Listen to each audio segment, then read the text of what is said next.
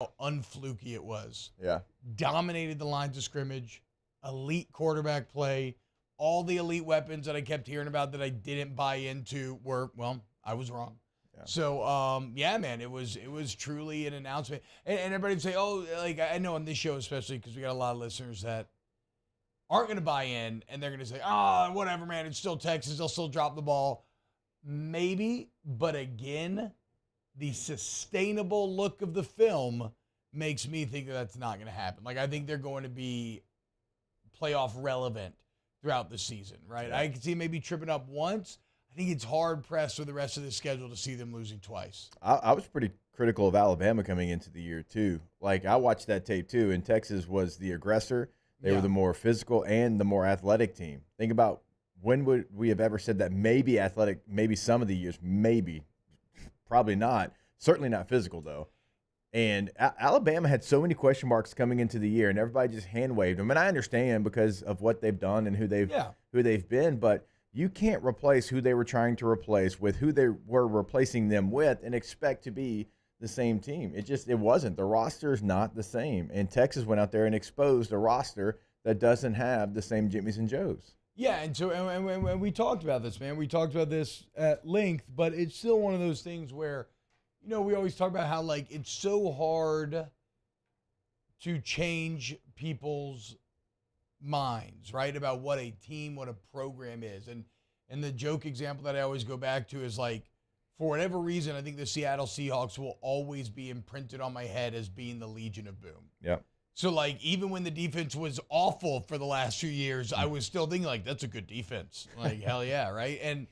And so turning these – and so, yeah, when you have 20 years of data with which to pull from Nick Saban teams, like, you needed to see them be broken in front of you before you realized, okay, no, all of the things that we maybe posited being weaknesses on this team are indeed weaknesses. And so you saw that. And look, one takeaway if you're an LSU fan is that the SEC remains relatively wide open. Now, like, I you know, LSU Bama, I could see that going either way at this point. I'd be a little concerned, or not a little concerned, I'd be more a little concerned about the defense. That's still why I can't get to LSU beating Georgia. We'll discuss this a bit later on, though, as my boy, the Professor Scott Burns, put together, I think, what is an interesting kind of topic for discussion, kind of launching on some of the expectation for the rest of the season. So, yeah, there was a dual thing to Saturday, Jake, where I think it both proved that Texas is actually very good and Alabama does actually have the flaws that we thought. Yeah, and I understand it. And, again, because of what they've done, even when they were supposed to be down. But, I mean, everybody, I think, was so scared to actually say what they saw and what it looked like because of who it was. That's why you had everyone choosing them to win a national championship, choosing them to win. And, like, we're counting how many times Nick Saban smiled in a press conference because, like, oh, man, he's on the warpath. It's like, no, like, right now, their roster's just not great. It's good. They'll win a lot of games. It's not elite, we should say. Well, I think it's one of those things where it's not even that people were ignoring. Everybody knew the problems. But everybody was choosing them. Yeah, exactly. Just because, like you said, that we've seen in the past, or they've had similar Like college football is completely different than it's ever been before, problems. too. Yeah, for sure. Look, I'm just saying, like, again, I don't think it's hard to understand. Like, I didn't choose them to win the West, but I don't think it's hard to understand how people did. But also, like, I don't necessarily, like, I'm not choosing. Would you choose LSU to win the West today? Like, I mean, the prediction remains alive because Alabama has problems, but, like, that LSU defense would get smoked by Jalen Milroe today. Yeah, I'm talking more bigger picture. They were, like, college game day across the boards, like, hey, they're winning a national championship. More of those predictions. Or they're going to win the SEC. Like, right now, I can't see that team unless they have wholesale changes and it looks completely different, winning anything close to what is a national championship. No, I mean, I could see them winning the SEC potentially, but I don't know. I mean, Georgia remains the big piece there. And although we're not going to know, I don't think Georgia's looked particularly impressive, especially offensively, but, you know, they're going to have an easy schedule to make up for it. I mean, even South Carolina going to challenge them this weekend.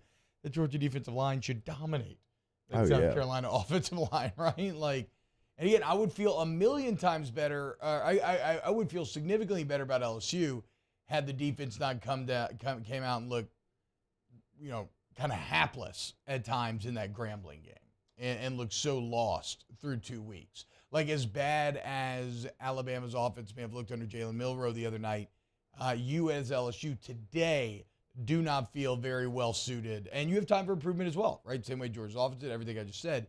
But today, Jake, it doesn't feel like you'd be able to affect Milroe in the same way. Right, because of the gaping holes in the run game fits and different things. Yeah, I mean, and again, like this isn't really even necessarily an LSU versus Alabama conversation. I do think that the SEC West does look like, I wouldn't say wide open, but it is open.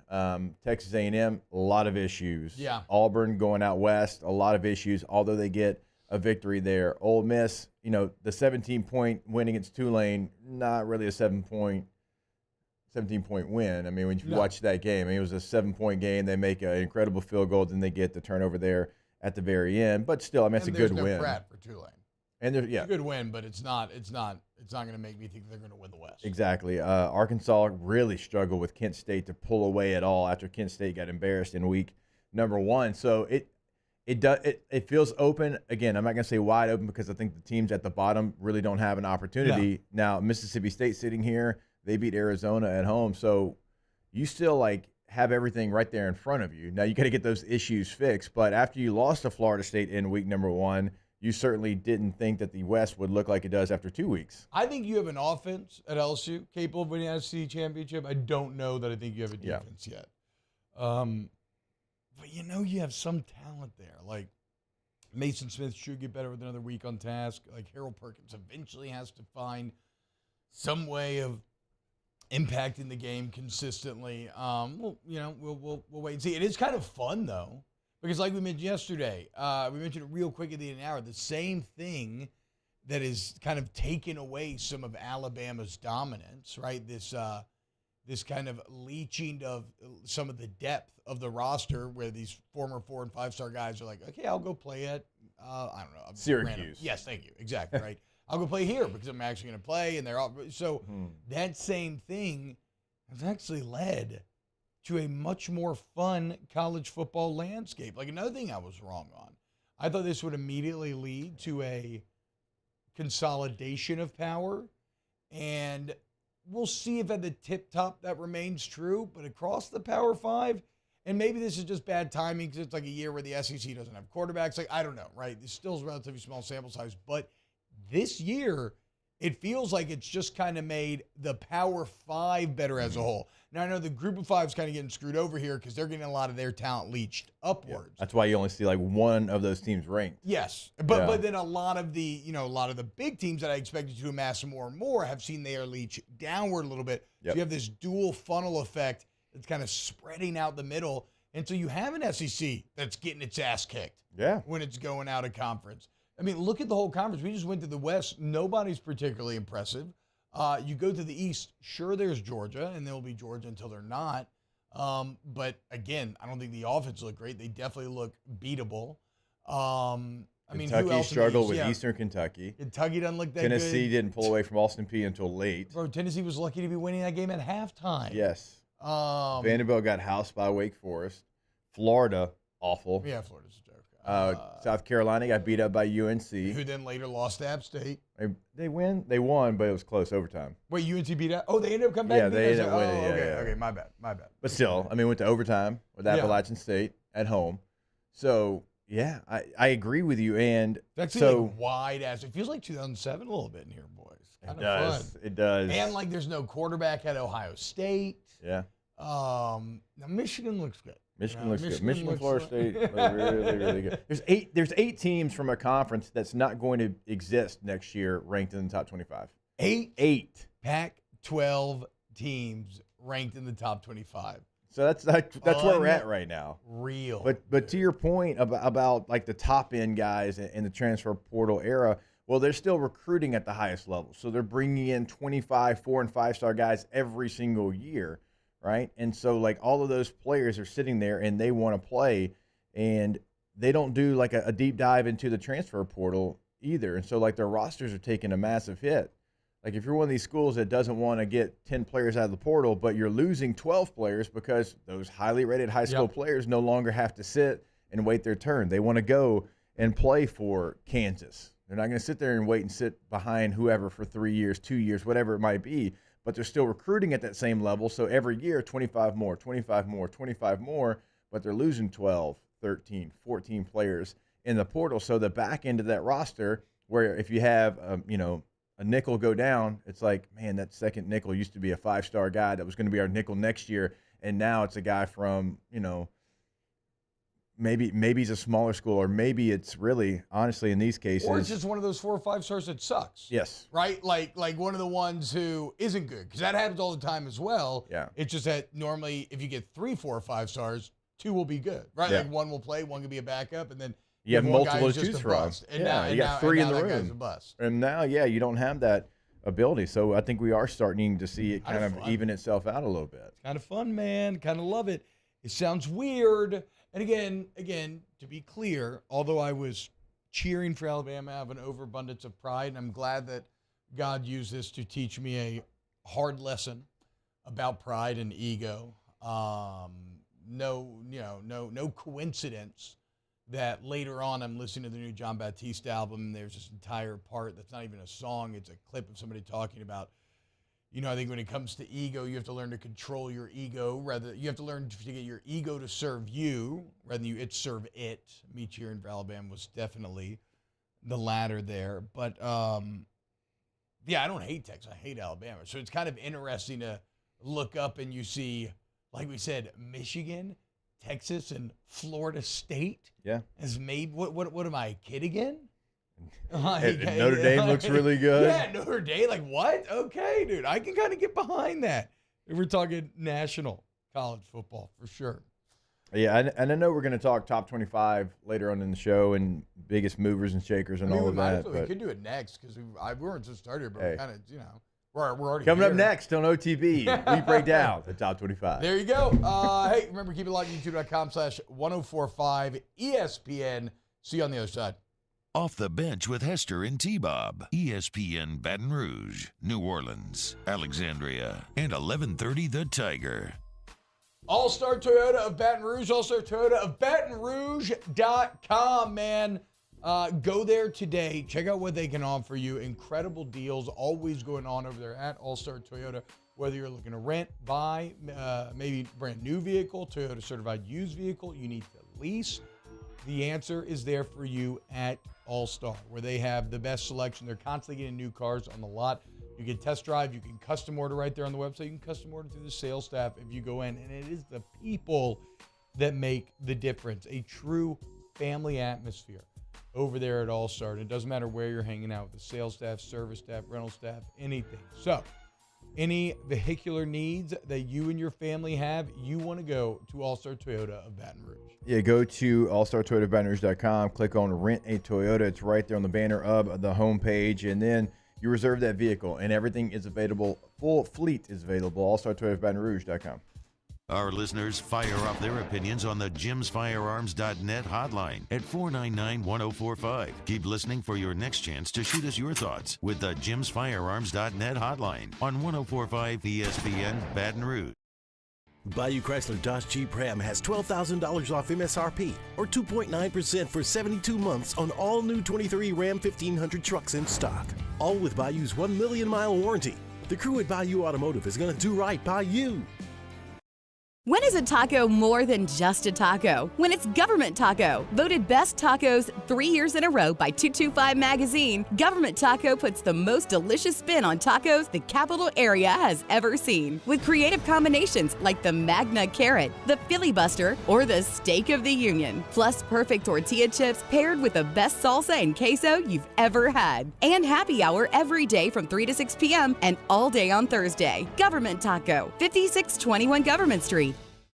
Gulf Coast Office Products is a nationally recognized Saban office equipment dealer based right here in Louisiana. Over 100 employees strong, Gulf Coast has the boots on the ground to support all vertical markets from education, engineering, legal, and finance. With the latest in office technology from desktop to production segment units, Gulf Coast and Saban have the perfect fit for you.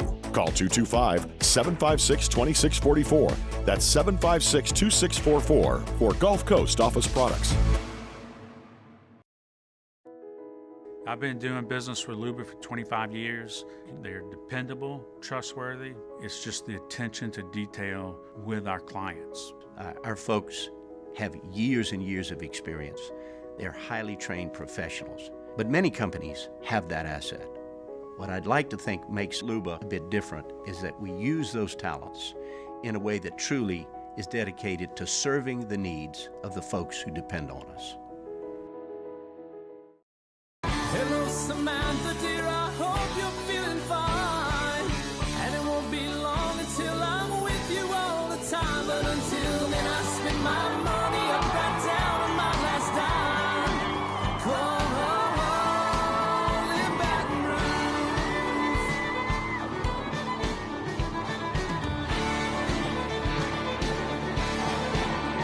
Operator, what you put me on through? Gotta send my love down the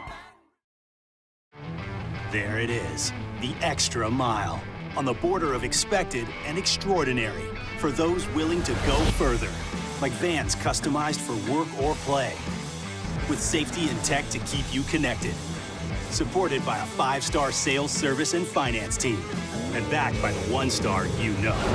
So go the extra mile. It's never crowded, because so few have what it takes to go there. Mercedes-Benz Vans. At Relief Windows, we're more than windows. We're windows, doors, hardy plank, and vinyl siding. But our #1 product is always customer satisfaction. It's Hunt. Join me for a Monday edition of the Hunt Palmer Show, reacting to Brian Kelly's press conference post-Grambling and Saints-Titans reaction as well. Hunt Palmer Show, 1 to 3 weekdays, 104.5 ESPN Baton Rouge.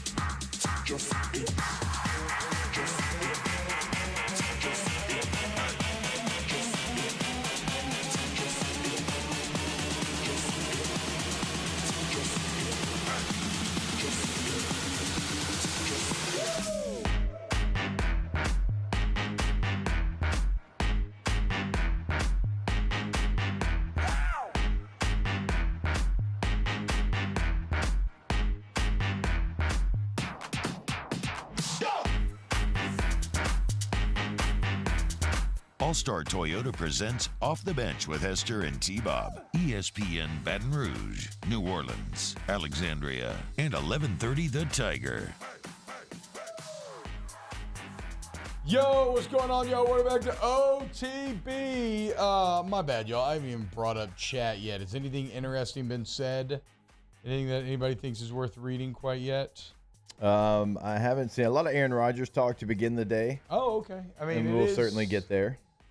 So brutal to be a Jets fan. So much hope, so much optimism. I know you end up winning the game, and that is a credit to like resilience and everything else. And pretty cool to see a punt return, walk-off touchdown for the Jets on September 11th. But just got to be absolutely brutal for an entire I mean, done in 5 minutes. Couldn't even get a couple games. Can we get a couple games? Can we just get rid of turf? Just completely get rid of it. It's not, and I understand it's for the weather. And look, we played football in mud pits forever. That's just what we did before we had field turf. We played in mud pits, and we figured it out because, well, that's part of football. And then we went to turf, and now we see injury after injury after injury. And a lot of y'all want to make fun of soccer. Well, you know what? Soccer's smarter because they don't play on that crap. They don't do it. They won't do it. There's no FIFA event that can be played on fake grass. No, did you see the new Real Madrid stadium? It's all real grass, so they somehow like store underground and giant lights to grow. I don't know. It was one of the most insane marvels of they figured it out. Engineering that I've ever seen. Because like of that crap right there, your foot gets stuck, and then now you're out for the year. Like it is meant to be played on natural grass. Figure it out. Put natural grass in. If it's muddy, it's football. So is there like science behind that, like numbers to back that up? Oh, like yes. High injury rates on turf? Yeah, I mean, and players have tried to get the NFLPA to do something about it, but good luck with that. It's kind of like the NCAA, same organization basically.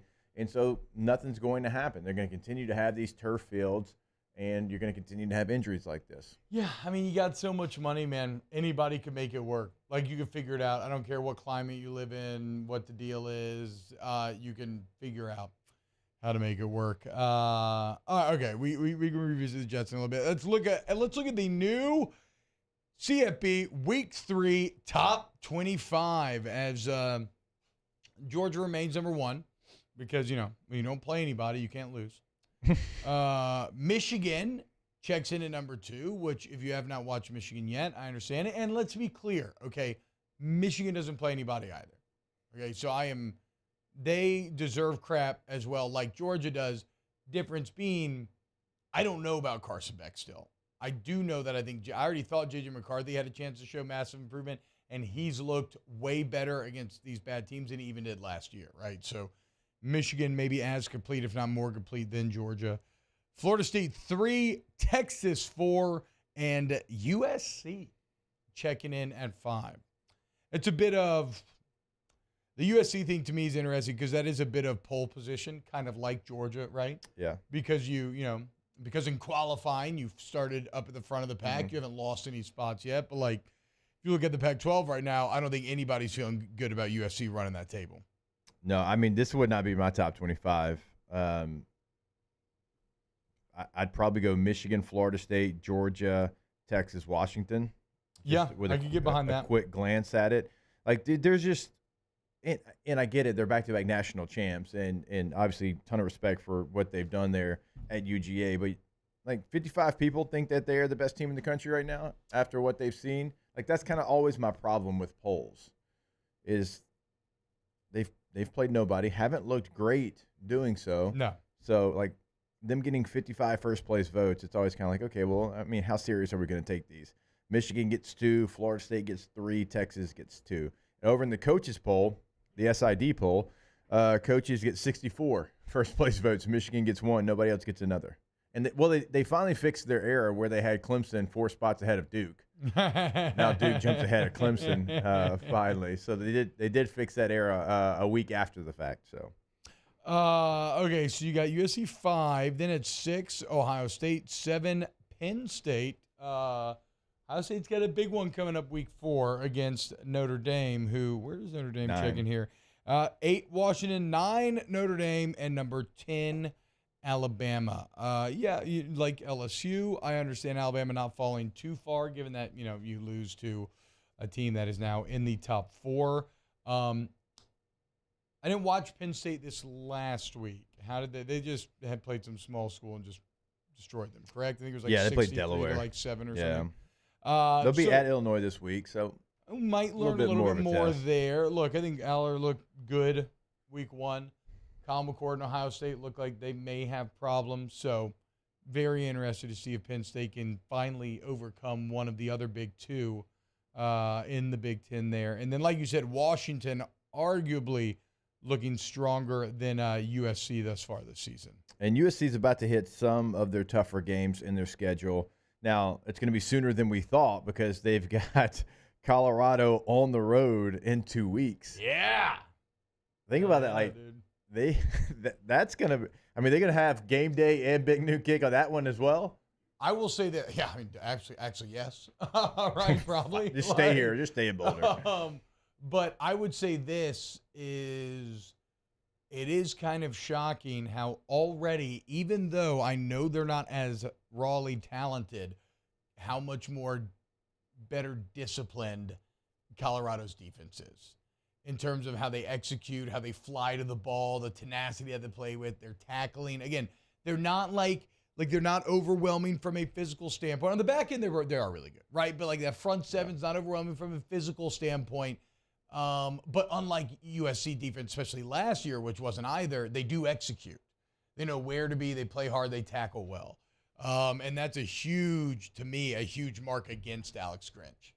And I mean, of course, if Deion's going to know something, he should definitely know how to get that defensive side of the ball ready to go.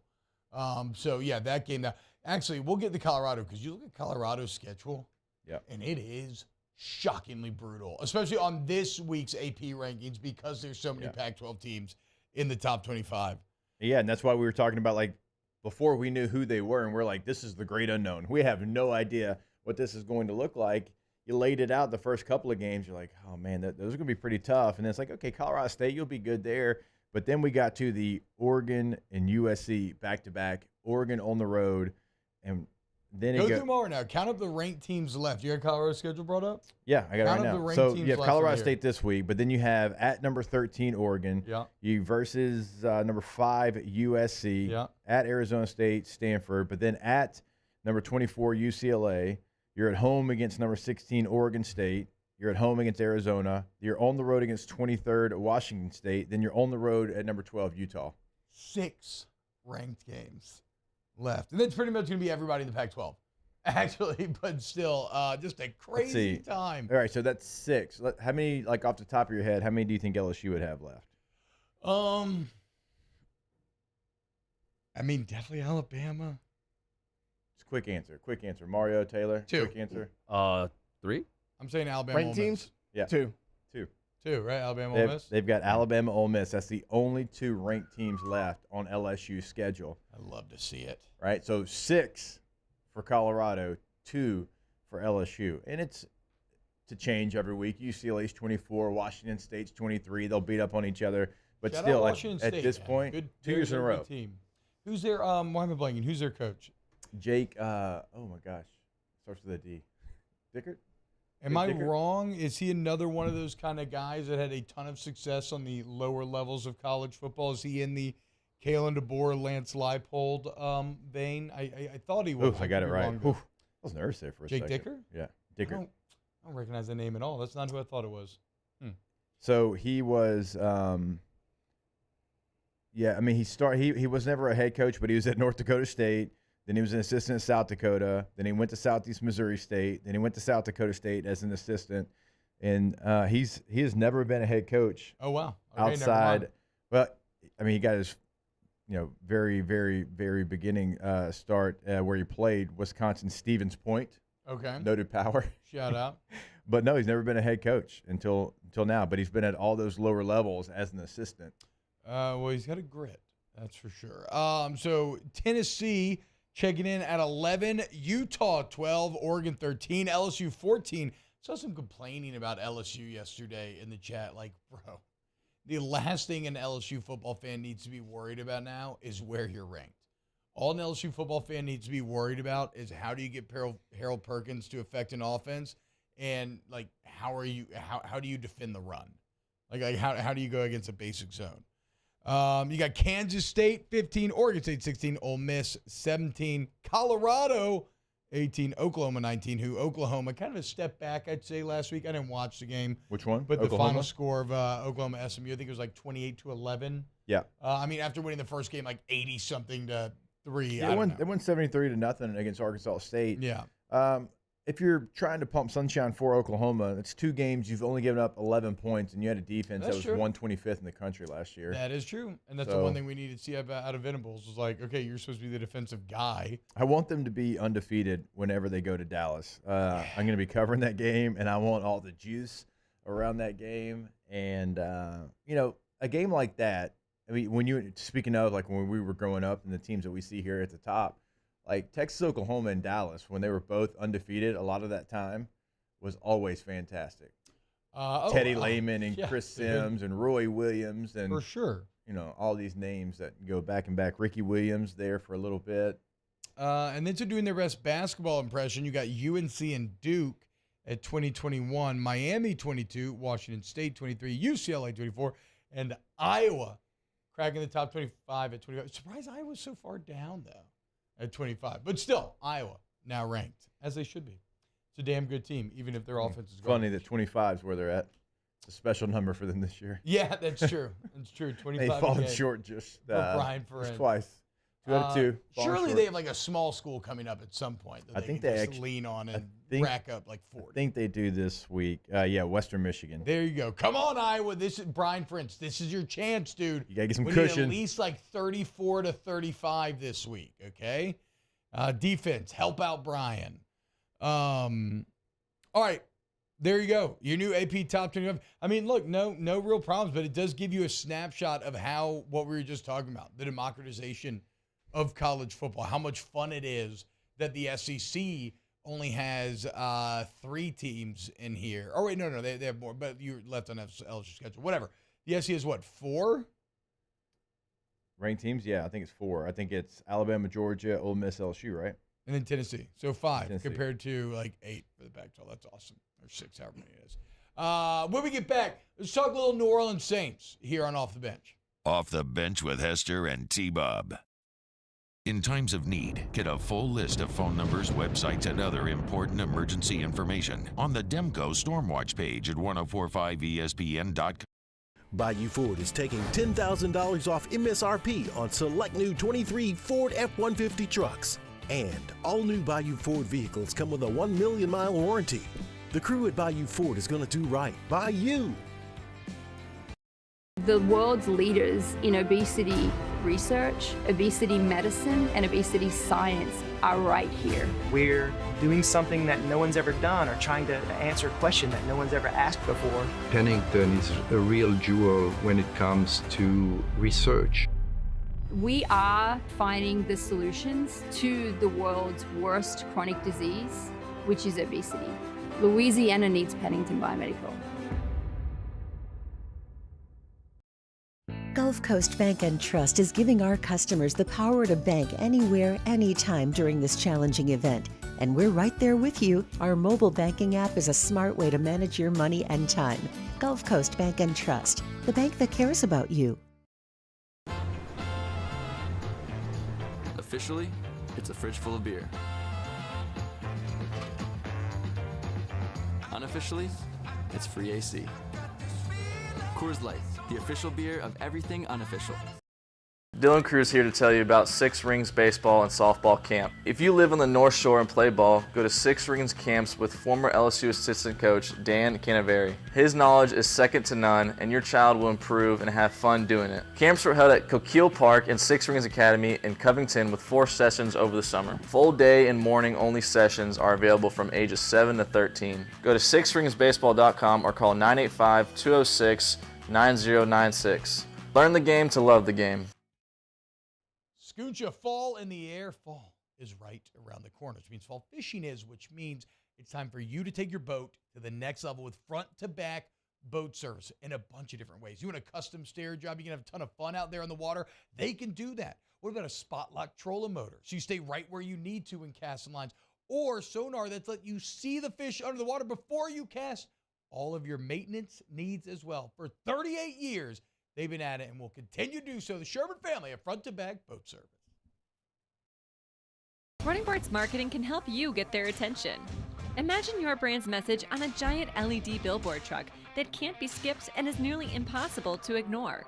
Running Boards Marketing is the leader in effective and affordable advertising on digital mobile billboards, which are 2 times more effective than traditional billboards. With a 97% recall rate, you'll leave a lasting impression with your customers.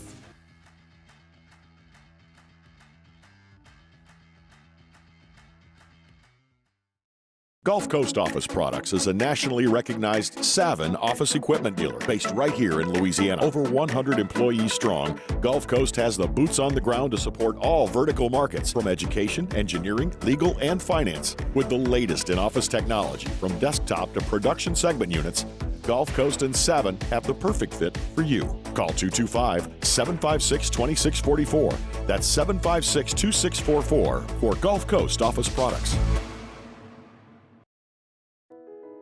I've been doing business with Luba for 25 years. They're dependable, trustworthy. It's just the attention to detail with our clients. Our folks have years and years of experience. They're highly trained professionals. But many companies have that asset. What I'd like to think makes Luba a bit different is that we use those talents in a way that truly is dedicated to serving the needs of the folks who depend on us.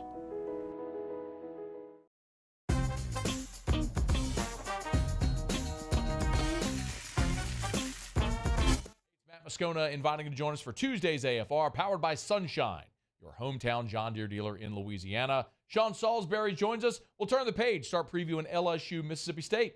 Join us 3 to 6, 104.5 ESPN, Baton Rouge.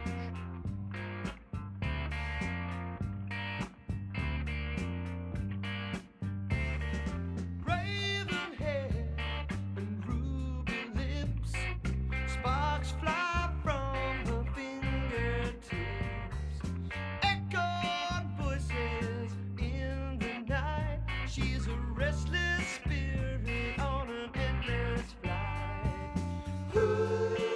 All-Star Toyota presents Off the Bench with Hester and T-Bob. ESPN Baton Rouge, New Orleans, Alexandria, and 1130 The Tiger.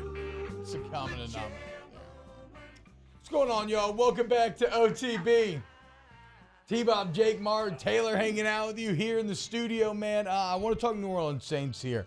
Kind of some Saints thoughts. And we're going to go deep on the game with Nick Underhill, who already has his film review piece up. But I got a question for the room, boys. A little good food for thought. The trip kind of got me thinking about this morning, which is just how good can Rashid Shaheed be? And why I say this is obviously on Sunday, he had the fumble. I don't really care about the fumble. To me, the fumble was more about a pretty incredible defensive play being made than it was Shaheed, like, just, screwing it up. He ends the game with 216 all-purpose yards. The game's only touchdown. And the two biggest plays of the day, right? I mean, the touchdown and then the 3rd and 6 bomb. And why I started to think about his ceiling is, okay, we think back, and last year, he missed most of the year recovering from a torn ACL, right? And then he plays like the last 6 games. He does really well, actually. Plays a ton in those 6 games. Then you're like, okay, well, here we go, year 2. He misses the entire offseason. He's basically out all of OTAs. He's out all of camp. And so here you have a cat that was already an undrafted free agent, right? So not a ton of people think he's going to be very good anyway. He's never gotten a healthy offseason at all to really get ready for the NFL, but he still comes out here in week 1 and puts up the most total yards of any New Orleans Saints since Alvin Kamara in 2017, including making these huge plays. Like, what happens if Rashid Shaheed could just stay healthy for a little bit? Like, that ceiling has to be, like, way higher than I've ever given it credence to after watching him on Sunday. Yeah, and we talked about him all offseason, hoping that he could find a way to get healthy. We talked about right at the end of last year, they did a redraft on ESPN.com, and he was like 46th overall. Yeah. In that draft, Makes going sense. from undrafted free agent, playing 6 games to, executives think you could be a top 40 type pick in the NFL draft. And this is somebody at Weber State. He had like 5,500 all-purpose yards in his career. I mean, he was a really good college player, but like you said, it kind of came in injured, came in hurt. And if he can stay healthy, like, he has got some unbelievable juice to him. And, yeah, the fumble, look, that's a hell of a play by a really good player. I mean, you knock it out, you recover it there, you stay in bounds somehow, some way.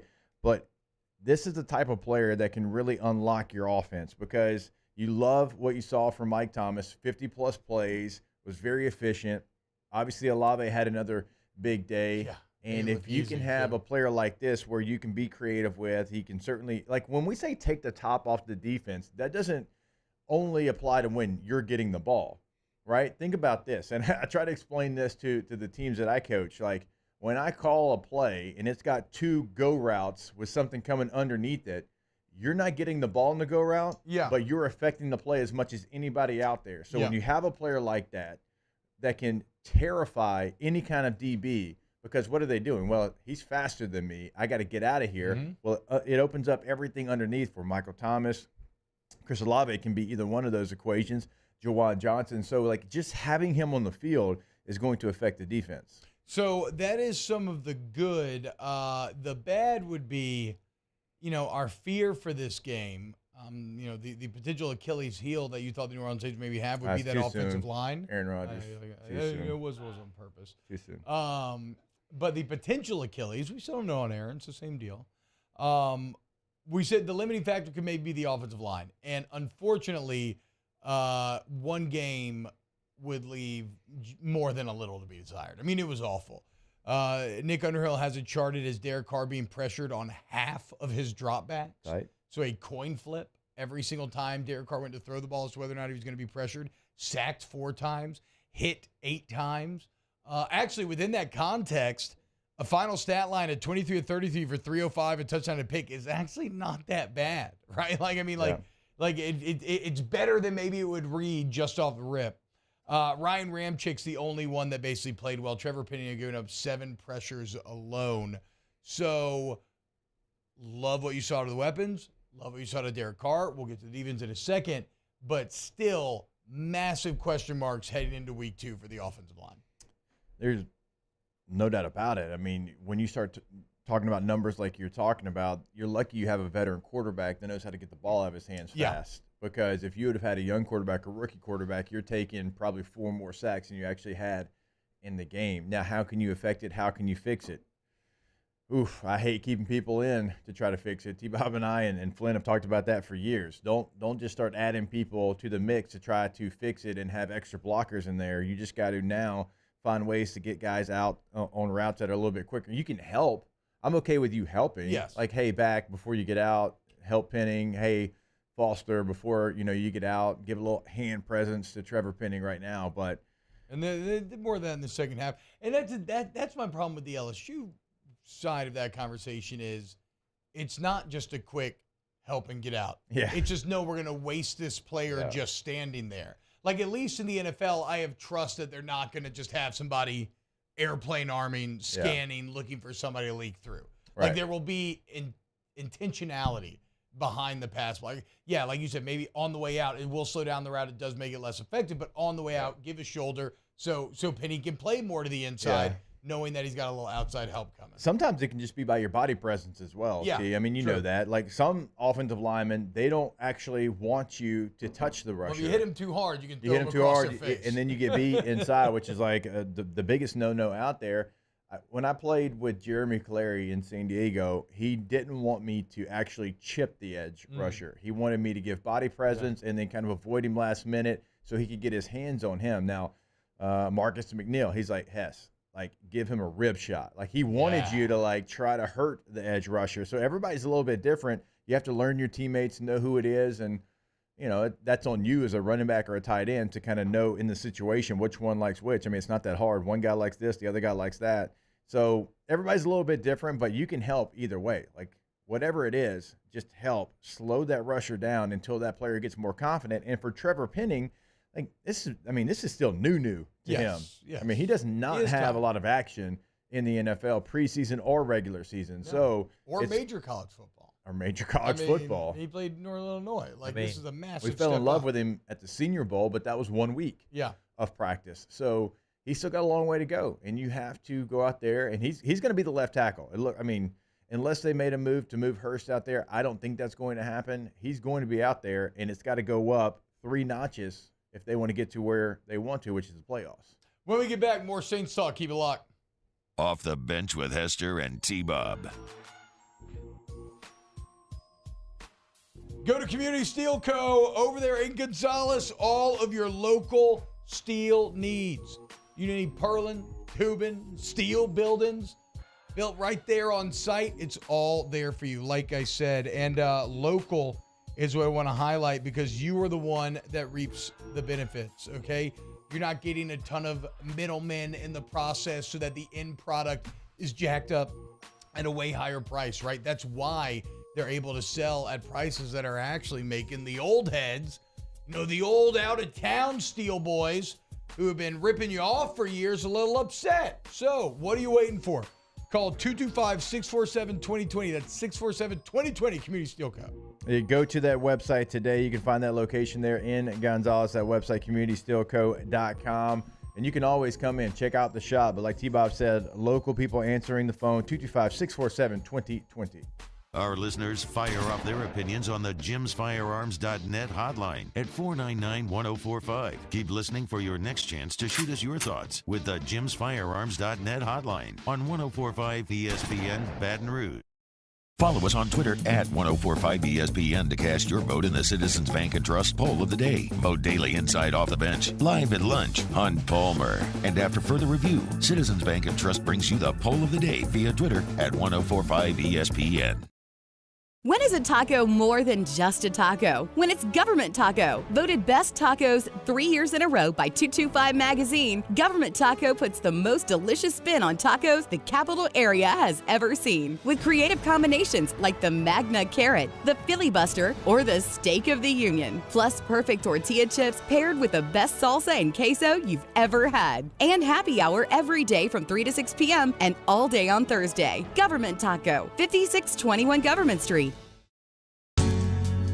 Was a humid day, barefoot children play, looking for that summer shade. Time just slips away.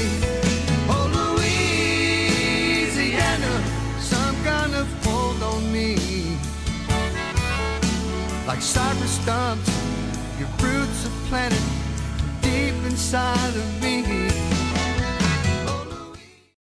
Dylan Cruz here to tell you about Six Rings Baseball and Softball Camp. If you live on the North Shore and play ball, go to Six Rings Camps with former LSU assistant coach Dan Canaveri. His knowledge is second to none, and your child will improve and have fun doing it. Camps were held at Coquille Park and Six Rings Academy in Covington with 4 sessions over the summer. Full day and morning only sessions are available from ages 7 to 13. Go to sixringsbaseball.com or call 985-206-9096.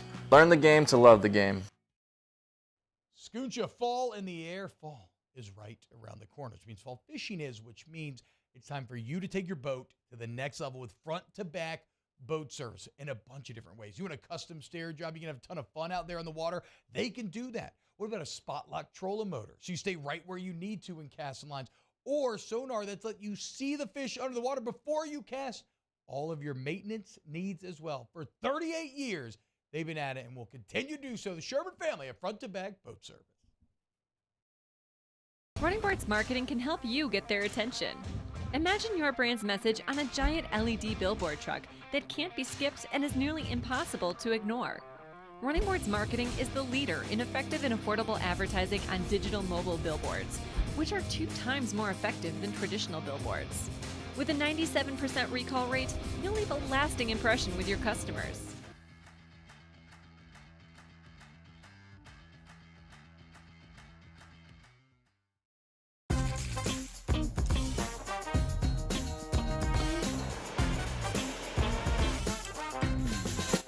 Sandigriff joined me and Jimmy out for the next edition of Live at Lunch from Mike Anderson Seafood, Wes Lee at Nicholson. Andy Isco joins us from Vegas, and we do first class, second class, no class. Live at Lunch, 11 a.m. weekdays on 104.5 ESPN Baton Rouge.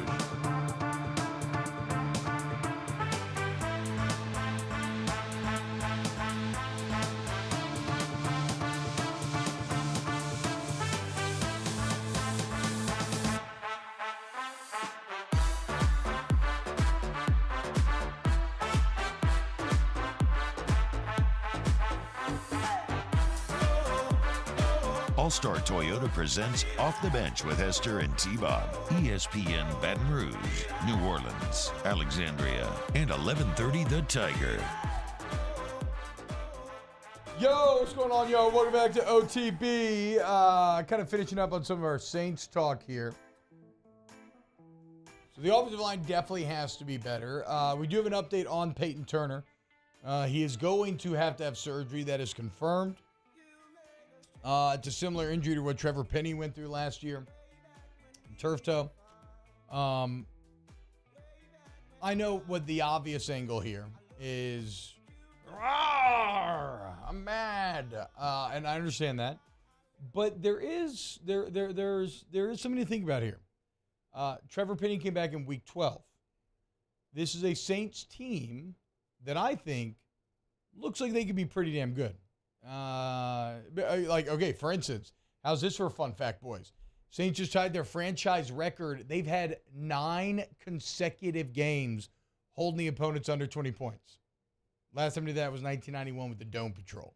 That's pretty damn good, right? So that combined with their Carr, the weapons, all these things, I think it's going to be a pretty good Saints team. So the point is, week 12, you could be in the midst of a playoff hunt, division hunt. Who knows what you're fighting for? So like Peyton Turner, I know that people are going to be mad in the short term and he's going to completely disappear from our minds. He can't afford to do the same. He has to do everything he can to try to stay ready because he may still have a role down the stretch of this season if the timeline ends up matching up with what Penny did. Yeah, he could come back and block a kick. Hey, he could. Yeah, I mean, maybe a big kick, dude. Yeah, he could. Maybe another big one to beat the Falcons again even. Be great. Double it up. He could do it. Bond got one in his honor. He will have important football to play. I just don't know. And this isn't me sitting there and hating on a young man that got hurt and continues to get hurt. It is what it is. Some players are like that. Some players can't stay healthy for whatever reason. I mean, there's a lot of different reasons. Maybe it's the way you train in the offseason. Maybe it's just bad luck. I don't know. But even when he's healthy, I'm not sure that I can get behind him coming in Week 12 and doing anything for your football team, which is okay. It's just right now he's a first-round pick that has not worked out. He hasn't been on the field, and when he has, he's been okay. Yeah. And right now you have I'm more worried about Carl Granderson and what he can do, sack and a half in game number 1, because that's a player that's been out there, and he's been productive when he's been out there. Mm-hmm. And so I do understand the first-round pick, and you're kind of waiting on it. But look, first-round picks don't work out sometimes, and the Saints have had a couple of misses in the edge rusher department. Marcus Davenport, Peyton Turner, and Isaiah Foskey wasn't active for this game. So is Peyton Turner and they are talking about, Dennis Allen did talk about Foskey needing to step up his absence. I guess I just never really think of Peyton Turner as like a pure edge rusher. I always thought of him as more like a 3. Okay, he's still a defensive end. I mean, he's going to play out. He's going to kick out some. Yeah. But so that's 2 first-rounders and a second-rounder right now that you haven't gotten a lot from. Now, Marcus Davenport, you got a season, maybe. It's weird because you hit on Hendrickson and then you kind of hit on Carl Granderson. Yeah. It looks like. So And just stop spinning so much. And sometimes that happens, but a second-round pick not being active for his first game and not helping at least on teams. Not good, buddy. It's not a good start to your NFL career. Not to say you can't fix it, but usually second-round picks, even if you're a bad football player, active for the first game. Well, and so that is the other thing. Foskey, step up now, okay? Because you will be active. Yeah. Make something happen. There it is. I feel good about this Saints team, though. Do that. More OTB, hour number 2, coming up. Get your mailbag questions in. Off the bench with Hester and T-Bob. RejuveMeMedical.com. Restore me, refuel me, rejuve me. Andropause, menopause, facial aging, mood and memory problems, insomnia, gaining weight you can't lose, sexual dysfunction, energy problems, not having just that kind of, I don't know, maybe. Because, look, when you feel tired all the time, it's tough to do what you need to do, right? It's tough to be chipper. It's tough to be a good person. Well, at Rejuve Medical, they can help you combat all of this. Go to RejuveMedical.com. They got locations here, Metairie, Slidell, Shreveport. Go in there, get that free consultation, see what Rejuve Me can do for you. Yeah, they're going to put you on a path to feel like your youthful self, but they can't put you on that path if you don't take full advantage of that consultation we tell you about every single day. So you can do it right there on the website. It's top right corner of the website, RejuveMedical.com. Get that set up. They're going to help you get back to feeling like we talked about, like your youthful self, RejuveMedical.com. Bayou Ford is taking $10,000 off MSRP on select new 23 Ford F-150 trucks. And all new Bayou Ford vehicles come with a 1 million mile warranty. The crew at Bayou Ford is going to do right by you. Gulf Coast Bank and Trust is giving our customers the power to bank anywhere, anytime during this challenging event. And we're right there with you. Our mobile banking app is a smart way to manage your money and time. Gulf Coast Bank and Trust, the bank that cares about you. I've been doing business with Luba for 25 years. They're dependable, trustworthy. It's just the attention to detail with our clients. Our folks have years and years of experience. They're highly trained professionals, but many companies have that asset. What I'd like to think makes Luba a bit different is that we use those talents in a way that truly is dedicated to serving the needs of the folks who depend on us.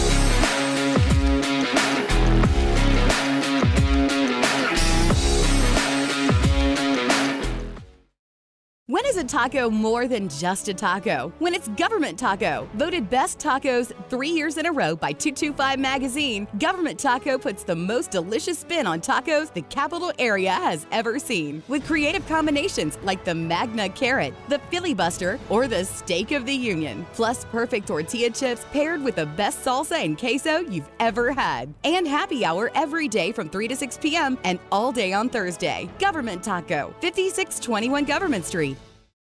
Gulf Coast Office Products is a nationally recognized Saban office equipment dealer based right here in Louisiana. Over 100 employees strong, Gulf Coast has the boots on the ground to support all vertical markets from education, engineering, legal, and finance. With the latest in office technology from desktop to production segment units, Gulf Coast and Saban have the perfect fit for you.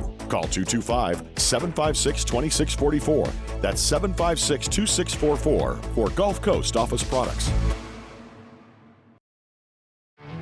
There it is, the extra mile, on the border of expected and extraordinary for those willing to go further, like vans customized for work or play, with safety and tech to keep you connected, supported by a 5-star sales, service, and finance team, and backed by the 1-star you know.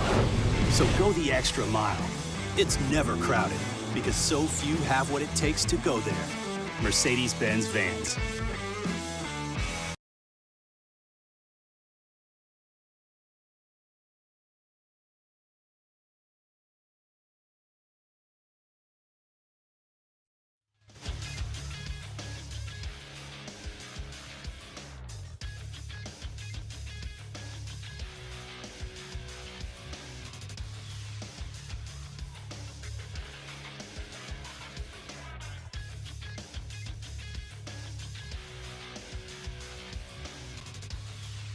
Good morning, everybody. It is 8 a.m. on Tuesday, September 12th. Today in Baton Rouge, expect cloudy skies with a high of 93. Coming up on OTB, we have a new edition of OTB Mailbag at 8:15, and Nick Underhill joins the show at 9 a.m. to talk Saints. You can follow today's show on Twitter, Instagram, and TikTok at OTB_ESPN, or catch us on YouTube at the 104.5 ESPN channel and subscribe for daily content. Hour number 2 of Off the Bench, live from the Mercedes-Benz of Baton Rouge studio, starts now. Let we go! All-Star Toyota presents Off the Bench with Jacob Hester and T-Bob Hebert. Yeah. Off the Bench with Hester and T-Bob. Hey, Peter, they said I got to come off the bench. All-Star Toyota presents Off the Bench with Hester and T-Bob. Yo, yo, yo.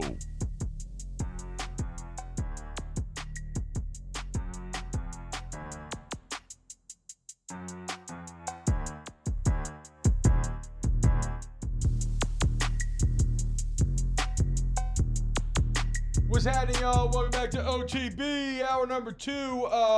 Look, we have Mailbag coming up next segment. So go ahead and get your questions in. Hashtag OTB Mailbag. We are in football season, so look, questions can be anything, right? Nonsense, whatever. We love it all. But, you know, if you actually do have football questions, we are down for those as well. Last night, Monday Night Football, off to a goosebump-infused start with Aaron Rodgers running the American flag out in front of that New York crowd. Just an incredible visual, incredible moment. However, only a few minutes later, disaster struck. Although, Jake, it appears that we maybe should have been expecting said disaster if only you had looked at Daddy Zaslev's Twitter before the game. Daddy who? Daddy Zaslav. Okay. Who's Daddy? David is his first name. But his Twitter bio says, "I am your daddy." And it looks like the picture's just like a generic white dad guy. But he tweeted at 5:01 p.m., Aaron Rodgers is going to tear his Achilles on a rain-drenched MetLife turf in 2.5 hours, and I'll be damned if 2.5 hours that exact thing didn't take place 2.5 hours later. It's brutal. Absolutely brutal. So Daddy Zaslav tried to tell us, but yeah, man, just Robert Saleh's face says it all when he has that thin-lipped grimace, eyes dead inside, not a twinkle behind them. It was as brutal of a moment for Jets fans. I mean, even Hard Knocks was just this, the entire show was just this coronation. Oh, my God, Aaron Rodgers was saved. He's a savior. The whole show was about it. And then immediately your hero, your God, your savior is struck down in front of your face 5 minutes into the battle. Huge credit to the Jets for finding a way to win that game. Yeah. To deal that mental blow, to everybody to come together, consolidate, and win. However, even though it feels good in the short term, it's still very hard in this AFC East to feel good about the New York Jets having long-term success without Rodgers. Yeah, and you have a team that is built with incredible young talent. Your defense has studs all over the place. You've got a young dynamic receiver. You've got multiple running backs. You're like, what do we not have? Oh, it's a quarterback. Let's go get the best available quarterback. And they went and did that with Aaron Rodgers. And then all season, we've seen him go to New York Ranger games, the U.S. Open. I mean, he's been at a Taylor Swift concert there in New York. I mean, he's been everything. He's been Mr. New York for 6 months. And now, without completing a pass, he is going to be out for the year. But I will say this, like, you have a Zach Wilson talent. Now, what can you get out of that talent? I don't know, but it's not that long ago he was a top 3 pick. So how much has he learned under Aaron Rodgers sitting there for the last 6 months?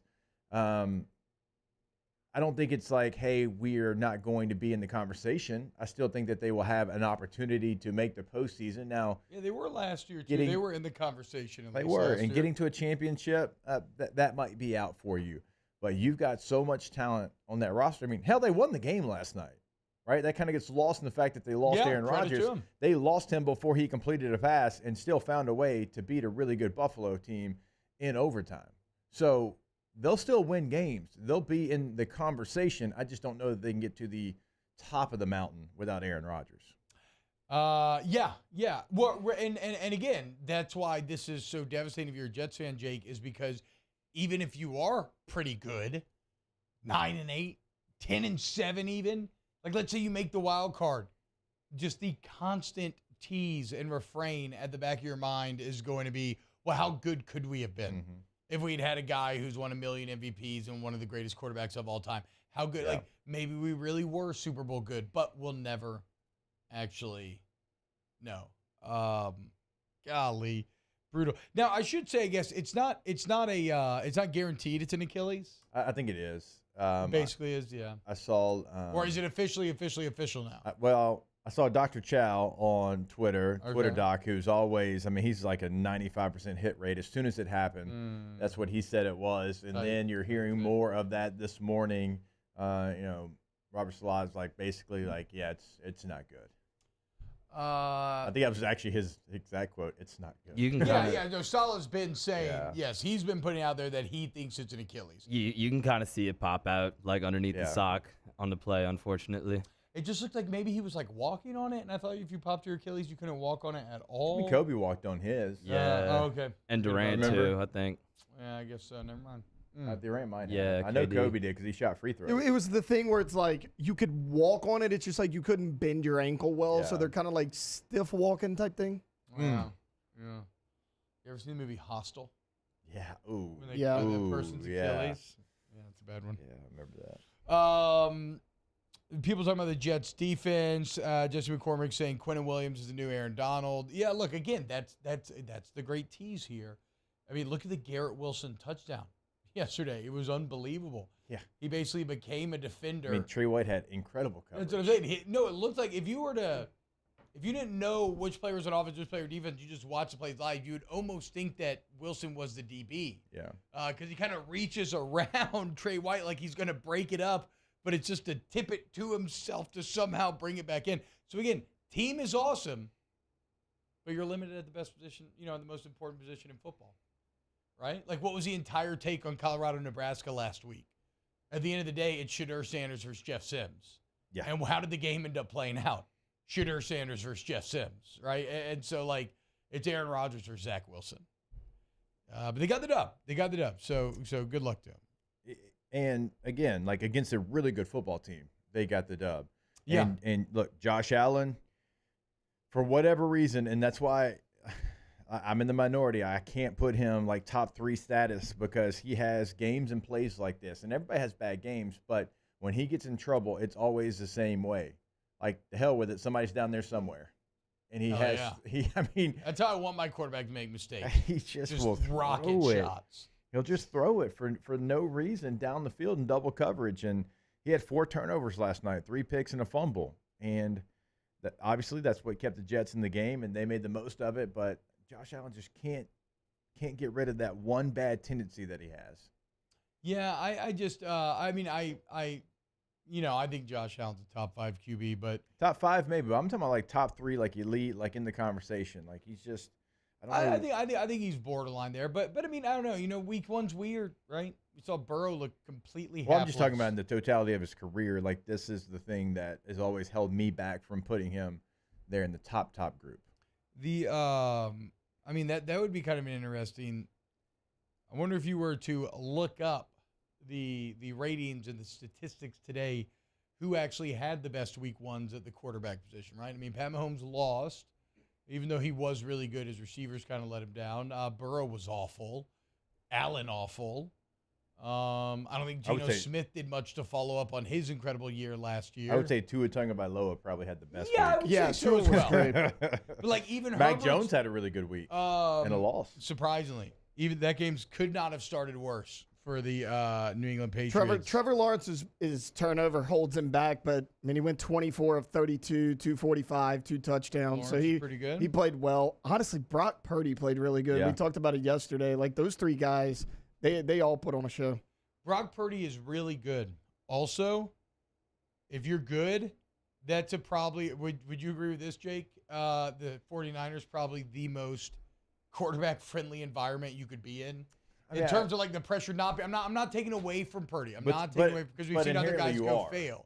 No. All I mean is like that is I mean that's a more friendly job to play quarterback than in Carolina right now, or like name me the team that is more friendly.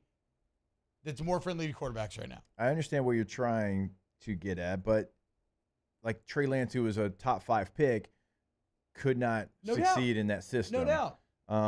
So I think there is something to Brock Purdy. I think he's the perfect quarterback for that team as well. So if you're going to have that conversation of it being friendly, it is.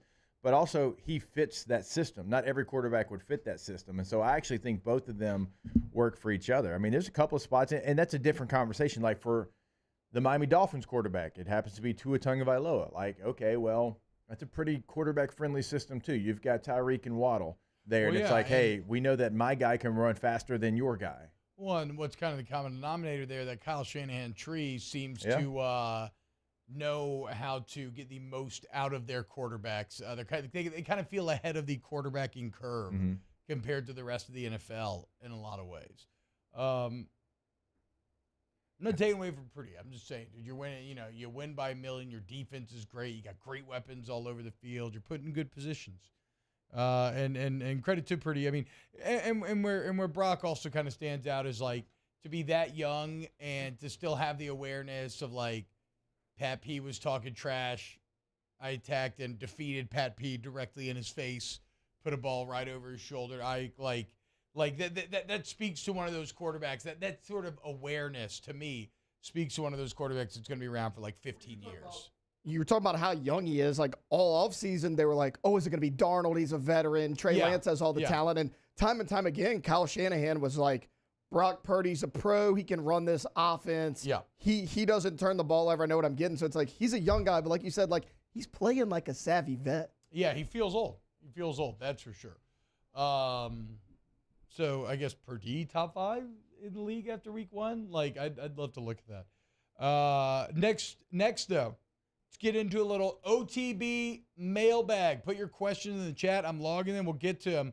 Keep it locked right here on Off the Bench. Off the Bench with Hester and T-Bob. ESPN Baton Rouge, New Orleans, Alexandria, and 1130 The Tiger. Get Gordon and get it done. You go to @GetGordon on social media. He actually has a great sit-down with Harold Perkins right now if you want to check out what Perk has to say about this football season. And as always, they got excellent giveaways going on, contests that you can enter. And what about the actual, getting it done part of the equation here? You get in an accident. You need somebody who's going to get you what you deserve, who's going to fight for you. Get Gordon McKernan Injury Attorneys, 225-888-8888. Go to that website if you can't get to that phone right now. Maybe you've already sat down at your desk for work and you can't pick up the phone. Well, you can go to getgordon.com and you can have a chat right there on the website. And you can do a lot there. You can find out, can they handle my case for me? Past client results of a case, maybe similar to yours. You can always find him on social media at Get Gordon is the handle, getgordon.com. Get Gordon and get it done. In times of need, get a full list of phone numbers, websites, and other important emergency information on the Demco Stormwatch page at 1045ESPN.com. Bayou Chrysler Dodge Jeep Ram has $12,000 off MSRP or 2.9% for 72 months on all new 23 Ram 1500 trucks in stock. All with Bayou's 1 million mile warranty. The crew at Bayou Automotive is going to do right by you. Dylan Cruz here to tell you about Six Rings Baseball and Softball Camp. If you live on the North Shore and play ball, go to Six Rings Camps with former LSU assistant coach Dan Canaveri. His knowledge is second to none, and your child will improve and have fun doing it. Camps were held at Coquille Park and Six Rings Academy in Covington with 4 sessions over the summer. Full day and morning only sessions are available from ages 7 to 13. Go to sixringsbaseball.com or call 985-206-9096. Learn the game to love the game. At Relief Windows, we're more than windows. We're windows, doors, party plank, and vinyl siding. But our number one product is always customer satisfaction. Visit us online at reliefwindows.com. Oh, by the way, we do shutters too.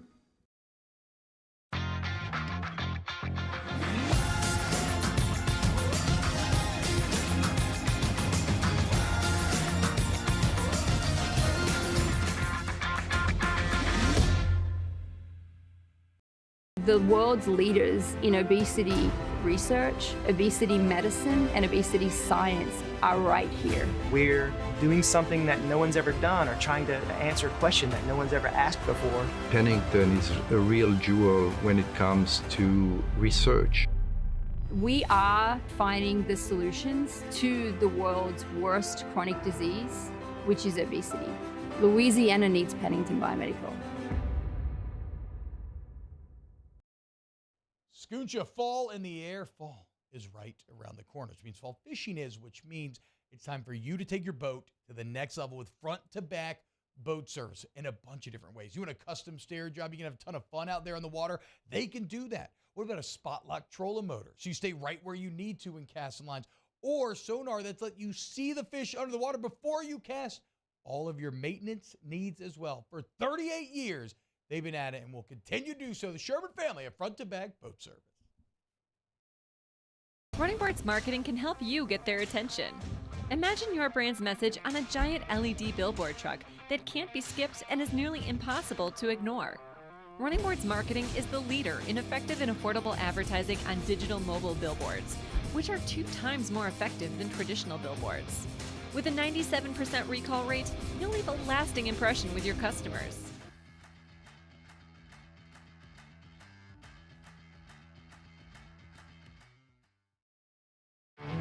There it is, the extra mile, on the border of expected and extraordinary, for those willing to go further. It's Hunt. Join me for a Monday edition of the Hunt Palmer Show, reacting to Brian Kelly's press conference post-Grambling and Saints-Titans reaction as well.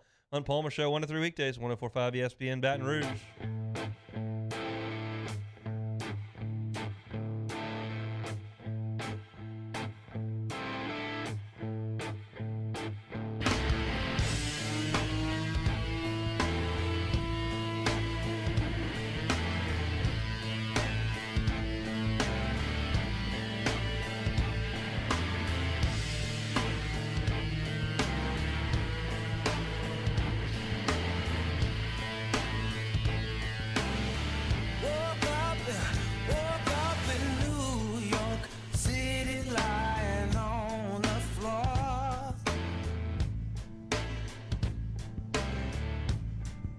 All-Star Toyota presents Off the Bench with Hester and T-Bob. ESPN Baton Rouge, New Orleans, Alexandria, and 1130 The Tiger.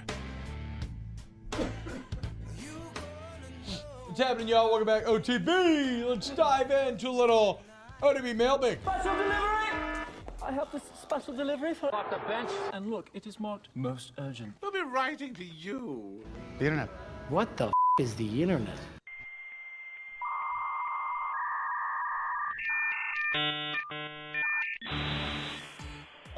Chris Clavin has to go to Mailbag. Who has the best and worst fantasy team? I have the best because I have Anthony Richardson, and in about 3 or 4 weeks he'll be scoring 40 a game. Easy. I can boys. see maybe what the lowest score. What? In the I don't know. I have no idea. Lowest score week 1. I guess that's what we go by. Okay, yeah. Yeah. All right, look it up. Taylor got me. I do know that. All right, I'll look it up. Hashtag Ask the Bench. Who or what determines what the top chat posts are? I smell something fishy. I don't know. The algorithm. I actually control it. Oh, you do? Yeah. Oh, okay. No. Taylor I wish I Top did. Taylor chat. If I had that kind of power, man. The Vice City Mambas, old Benny boy, 62.46. Jesus Christ, Dan. 62.46. Disgusting. How about a little less Nobody drone else shooting yourself sitting in a lake and a little more fantasy football? Yeah, most everybody else was at least in the 90s. How about the matchup? Who's Olave Garden? Me. Okay, between you and Caroline like Fenton, Olave Garden's good. 142 to 128. Damn, who won?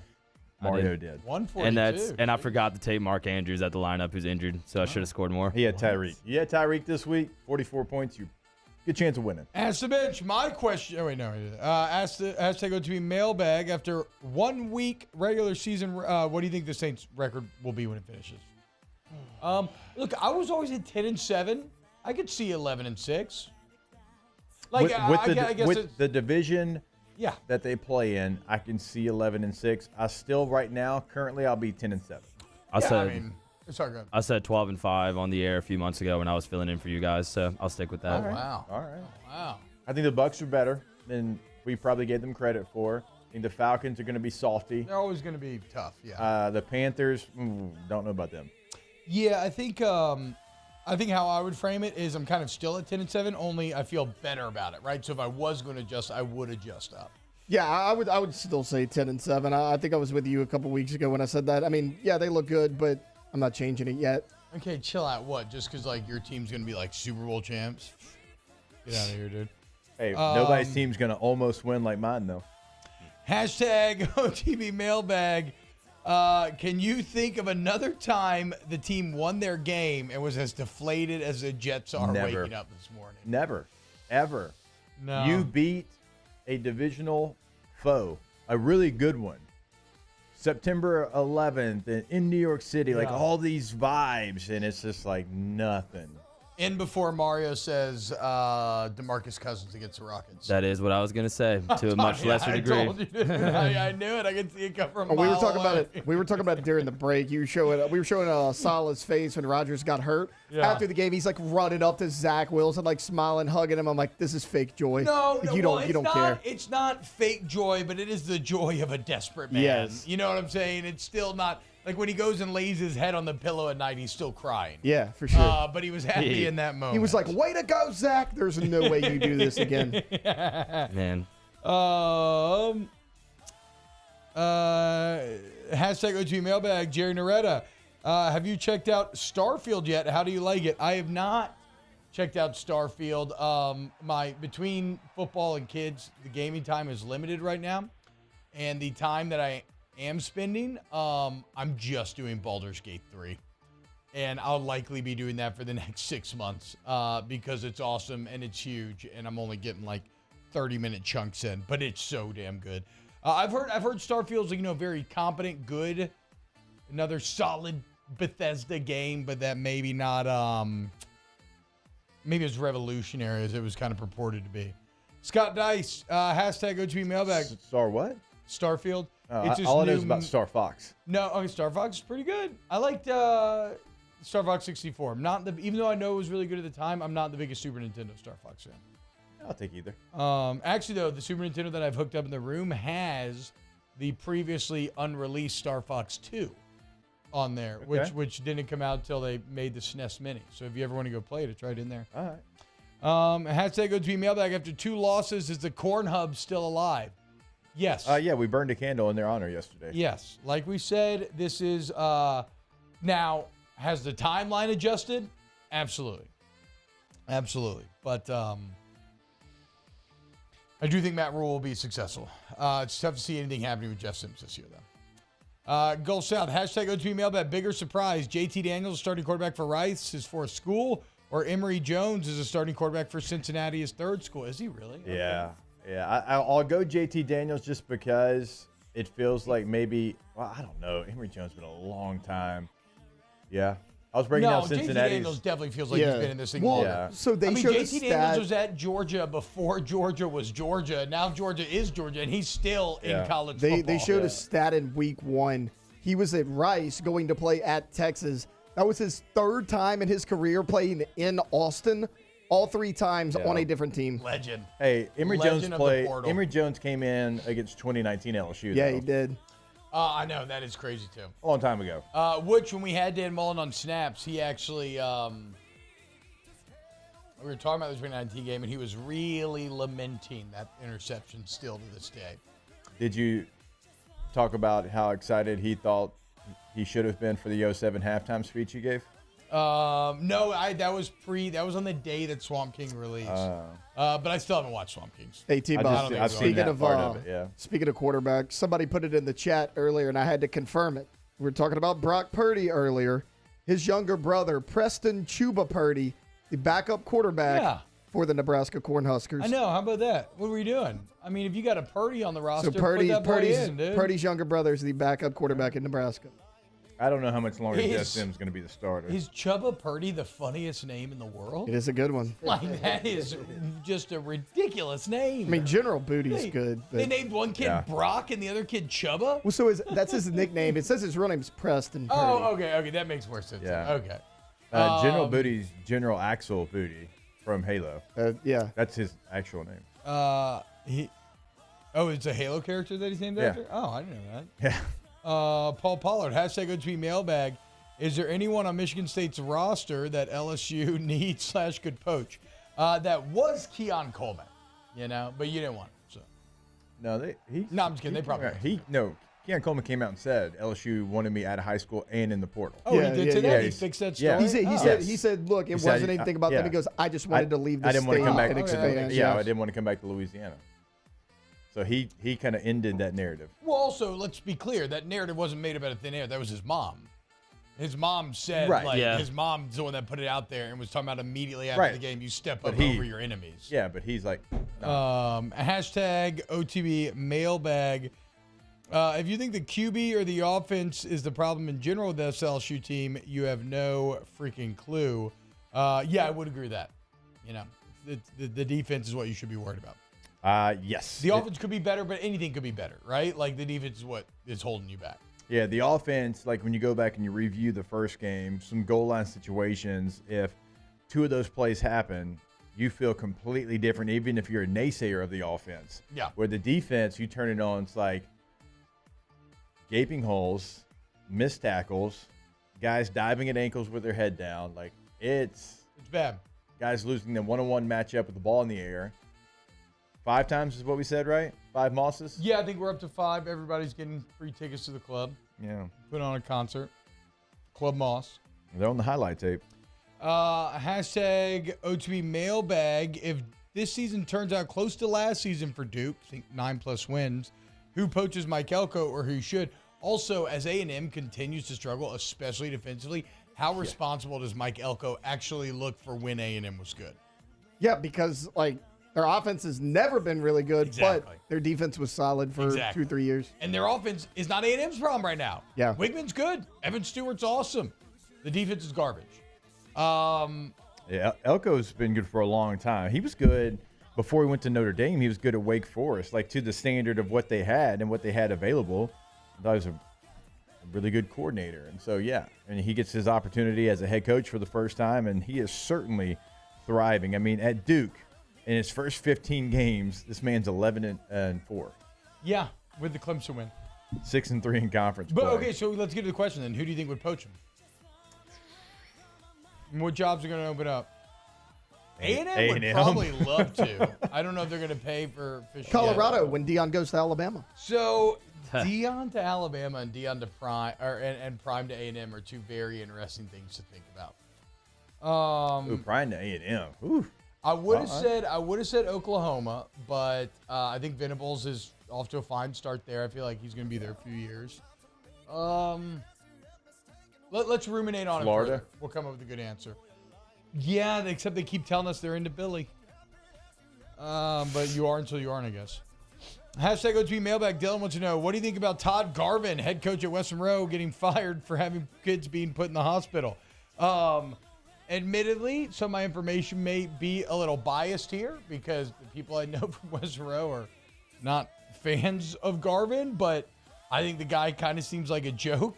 He's out here doing TV interviews about getting stabbed in the back and talking about, okay, this is what I hate. I hate when people do quotes like this, and I've talked so much on radio, I probably have something like this. So again, glass houses, but where it's like, I take responsibility. It's like, it's not my fault. It's not my fault. It's not my fault, but I take responsibility. And that's exactly what this quote is when he says, unfortunately, yes, some guys ended up in the hospital. Was it related to the up-downs? Not necessarily, but it was under my directions. I take responsibility and I take ownership. Okay, why are so many kids from one school going to the hospital? Why are 4 kids from one program going to the hospital? Why is one being transferred to Shreveport overnight because his symptoms won't abate? Why is one kid going to the hospital because he was forced to do too much a week after he had COVID?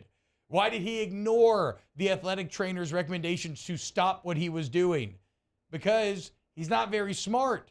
And he's narcissistic, to me, at least outside looking in, when he's going to send all these kids. And he has 2 active lawsuits out him from parents, and yet he says to all the head coaches out there, just be careful who you appoint to some big positions on your staff. I think I was stabbed in the back, or betrayed would be a better word. And those are some things that led to the decision today. Bro, what led to the decision was 4 kids going to the hospital. What are you talking about, dummy? So, no, again, maybe I'm biased or whatever, but I think it's an awful look outside looking in, and I think Todd Garvin deserved to be fired, you know? You got me effed up if you think you're going to send my kid to the hospital. Like, I mean, now that you have children, like, ooh, son, that is, whatever. That's just, yeah. Keep the music rolling for a little bit here, Mario. My bad. I'm sorry, anything to add on Garvin, though? I mean, like, if it happens once, okay, man, we got to really change some things. Like, what are we doing here? Yeah. 2nd, 3rd, 4th? Yeah. 4th? Mm-hmm. 4th guy, and you're taking them. Even third. Well, I mean, yes. You're right. Yes. Like, it doesn't even matter. Just stop the count at 3. Yeah, exactly. And you're having to take them an hour and a half west to Shreveport. Yeah, because overnight. Because they don't have what it takes there in the city of Monroe, who's got, like, facilities. Yeah. Like, it's so bad, though, you got to go to Shreveport. Yeah. An hour and a half down the road. Yeah. So I think it's an awful look. I think that quote's awful, though. Not taking responsibility. You can't just say you take responsibility when every other piece of the quote says you didn't. I got stabbed in the back. Wasn't any up-downs. Blah, blah, blah. But it was under. No. Get the hell out of here. Yeah. Hashtag OTB Mailbag.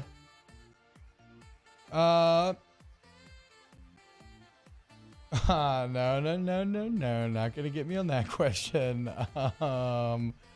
Sorry, let me find some other. What's the ideal sandwich? First thing that popped into my brain, Angus steak sandwich. I always know what I'm going to get every single time. I would say, okay, you're saying Angus steak sandwich? I love Angus steak sandwich. Dude, this sounds really dumb. If I'm just talking about my ideal, well, I guess this is different. Ideal sandwich would be like some delicious sourdough bread toasted like in some butter on a cast iron with like turkey and pesto and provolone and maybe banana peppers. But like just a solid go-to, just turkey, cheese, and mayo, bro, too. Just love it. Just turkey, cheese, mayo. Freaking love it. And I'll go fancy, but I freaking love just a cold cut turkey, cheese, What kind of bread we talking here? It could be any. I mean, normally like wheat. Sandwich? No, yeah, like a wheat bread. I don't know. Some sort of wheated nut. That is bread. very outside the wheat part because Mario doesn't know what wheat is. That's a very Mario sandwich. Just three staples. Now, let's be clear. I don't allow myself it.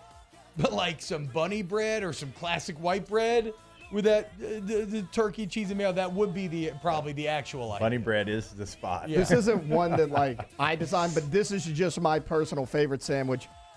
Shout out Newly's in Prairieville. Nooley's? Nooley's, Nooley, in Prairieville. It's called the Nooley Special. So they put it on a muffalata bread. Okay. So it's big like muffalata. It's turkey, ham, roast beef. It's heated up with melted American cheese. It's phenomenal.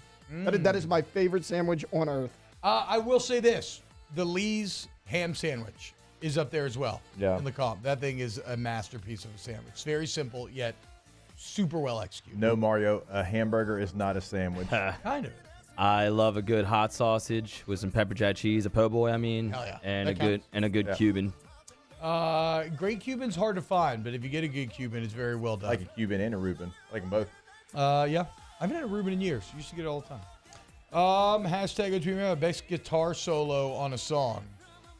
I'm sure it's Jimmy Page. Just choose one. I mean, Freebird growing up was always like that. And I know it's a stereotypical one, but I like Piece of Your Action by Motley Crue. Great guitar solo I know in the I'm middle. going to remember something else, too, that I'm like, oh, my God, I should have said There's that. a guitar solo at the end of Danny California by Red Hot Chili Peppers that I think is one of the best. Yeah, I mean, Jimmy Page, Stairway to Heaven, though. It's hard to beat. Yeah.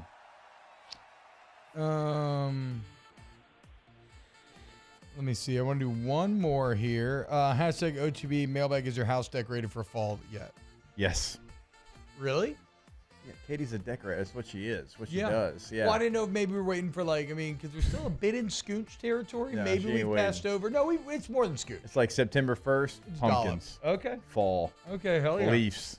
I will say this. It's taken everything in me to wait on those Halloween deckies.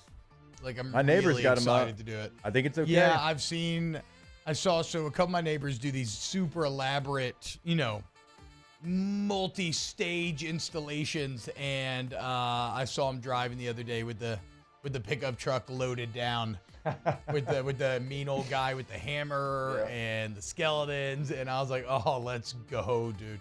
Nothing better than when it's a little cool outside and you take the kids around the neighborhood to look at Halloween decorations. It is life perfection.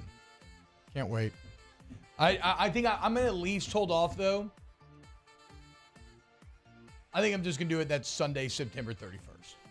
I don't think I'm going to do the deckies before that. I'm going to stay disciplined here. All right. That'll do it. More OTB coming next. Off the bench with Hester and T-Bob. K2Z window coverings. K2ZBlinds.com is the website. Jake, when are you getting that out there? When are you getting those what do you call them? Where it just little screen shades going to come down, a little motorized screen shade. Actually, tomorrow is the day, so very excited. They are going to come out and look at the space, and we spend a ton of time out there, and I'm sure you do as well, listeners, because we're talking about the fall. We're talking about watching football. You got this outdoor kitchen, this outdoor space. Well, you want to enjoy it, so you close the screen, no bugs, no UV rays, and you can actually enjoy it. Pretty cool. So I guess you'll just hit a button or something as well. Yeah. Look, the point is, if you're interested in this, you can actually get free in-home consultations from K to Z, and any of the window treatment packages you end up purchasing them, free installation as well. So what are you waiting for? Take advantage of Brandon Barton's 25 years of experience.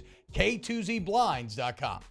Our listeners fire off their opinions on the jimsfirearms.net hotline at 499-1045. Keep listening for your next chance to shoot us your thoughts with the jimsfirearms.net hotline on 1045 ESPN Baton Rouge. At Corvell Toyota in Opelousas, I'm happy to say we have vehicles in stock and more coming in at no markup. Don't pay over MSRP. Come on down to Corvell Toyota and choose your new Toyota today. That's Corvell Toyota in Opelousas, Happy Town, USA. Officially, it's a fridge full of beer. Unofficially, it's free AC. Coors Light, the official beer of everything unofficial. Follow us on Twitter at 1045ESPN to cast your vote in the Citizens Bank and Trust Poll of the Day. Vote daily inside Off the Bench, live at lunch on Palmer. And after further review, Citizens Bank and Trust brings you the Poll of the Day via Twitter at 1045ESPN. Scoocha, fall in the air. Fall is right around the corner, which means fall fishing is, which means it's time for you to take your boat to the next level with front-to-back boat service in a bunch of different ways. You want a custom stair job, you can have a ton of fun out there on the water. They can do that. What about a spot lock trolling motor? So you stay right where you need to in casting lines. Or sonar that's let you see the fish under the water before you cast. All of your maintenance needs as well. For 38 years, they've been at it and will continue to do so. The Sherman family of Front to Back Boat Service. When is a taco more than just a taco? When it's Government Taco. Voted best tacos 3 years in a row by 225 Magazine, Government Taco puts the most delicious spin on tacos the capital area has ever seen. With creative combinations like the Magna Carrot, the Filibuster, or the Steak of the Union. Plus perfect tortilla chips paired with the best salsa and queso you've ever had. And happy hour every day from 3 to 6 p.m. and all day on Thursday. Government Taco, 5621 Government Street. There it is, the extra mile, on the border of expected and extraordinary, for those willing to go further, like vans customized for work or play, with safety and tech to keep you connected, supported by a 5-star sales, service, and finance team, and backed by the 1-star you know. So go the extra mile. It's never crowded, because so few have what it takes to go there. Mercedes-Benz Vans. The Windsor Senior Living Community in Mandeville, Louisiana is a beautiful, vibrant apartment community geared towards seniors. They are nestled right in the heart of Mandeville, where seniors live a more carefree lifestyle in spacious apartments with the peace of mind that comes from having a little extra help. Call the Windsor at 985-624-8040 to schedule a lunch and tour. Come see how the Windsor can be your passport to peace of mind. At Relief Windows, we're more than windows. We're windows, doors, party plank, and vinyl siding. Matt Moscona inviting you to join us for Tuesday's AFR, powered by Sunshine, your hometown John Deere dealer in Louisiana. Sean Salisbury joins us. We'll turn the page, start previewing LSU, Mississippi State. Join us 3 to 6, 104.5 ESPN, Baton Rouge.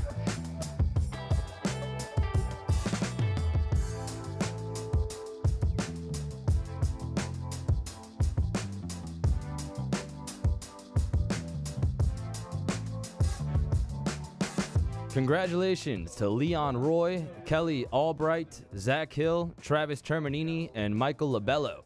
They each won a pair of tickets to see Dave Chappelle live at the Smoothie King Center this Friday, courtesy of 104.5 ESPN Baton Rouge. All-Star Toyota presents Off the Bench with Hester and T-Bob. ESPN Baton Rouge, New Orleans, Alexandria, and 1130 The Tiger. Yo, what's happening, y'all? Emil says this make me crave Steins. I haven't had Steins in a minute. Probably should have mentioned the Surf and Turf Parkway.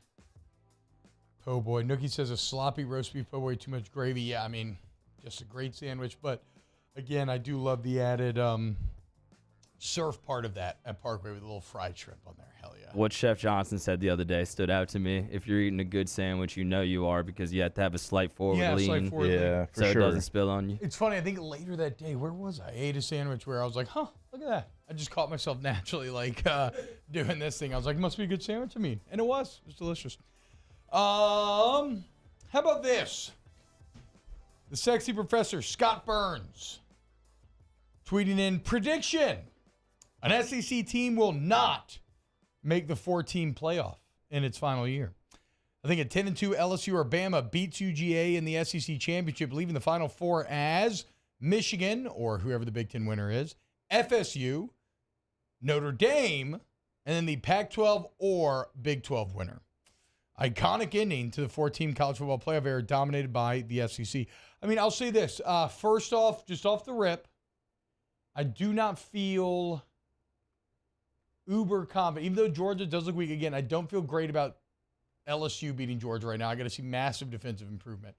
Alabama maybe a bit more so, but then again, like Taylor Milroe would look probably as susceptible as he did against Texas to that Georgia defense. But let's just play with unless you feel differently on that, Jake, we can just accept this premise that Bama loses in the SEC, or excuse me, that Georgia loses in the SEC championship. Okay. Do you think that sounds realistic? This would year, a one-loss Georgia get in going against some of these other teams? I just don't. Is their schedule good enough? No, I would not. I would not reward them. They would have no quality wins. Right. Will they get the benefit Maybe of the Tennessee. doubt? They'd have Tennessee. maybe. But this does feel very 2007-like, like you talked about earlier in the show. And it is wild, but the SEC hasn't had this type of down year. Now, it's 2 weeks in, but were they 1-4 against the ACC? Like, they haven't had that. Like, that's not the norm. And so if we're trying to find a year, because South Carolina lost to North Carolina, LSU lost to Florida State. You had Vandy lose to Wake Forest.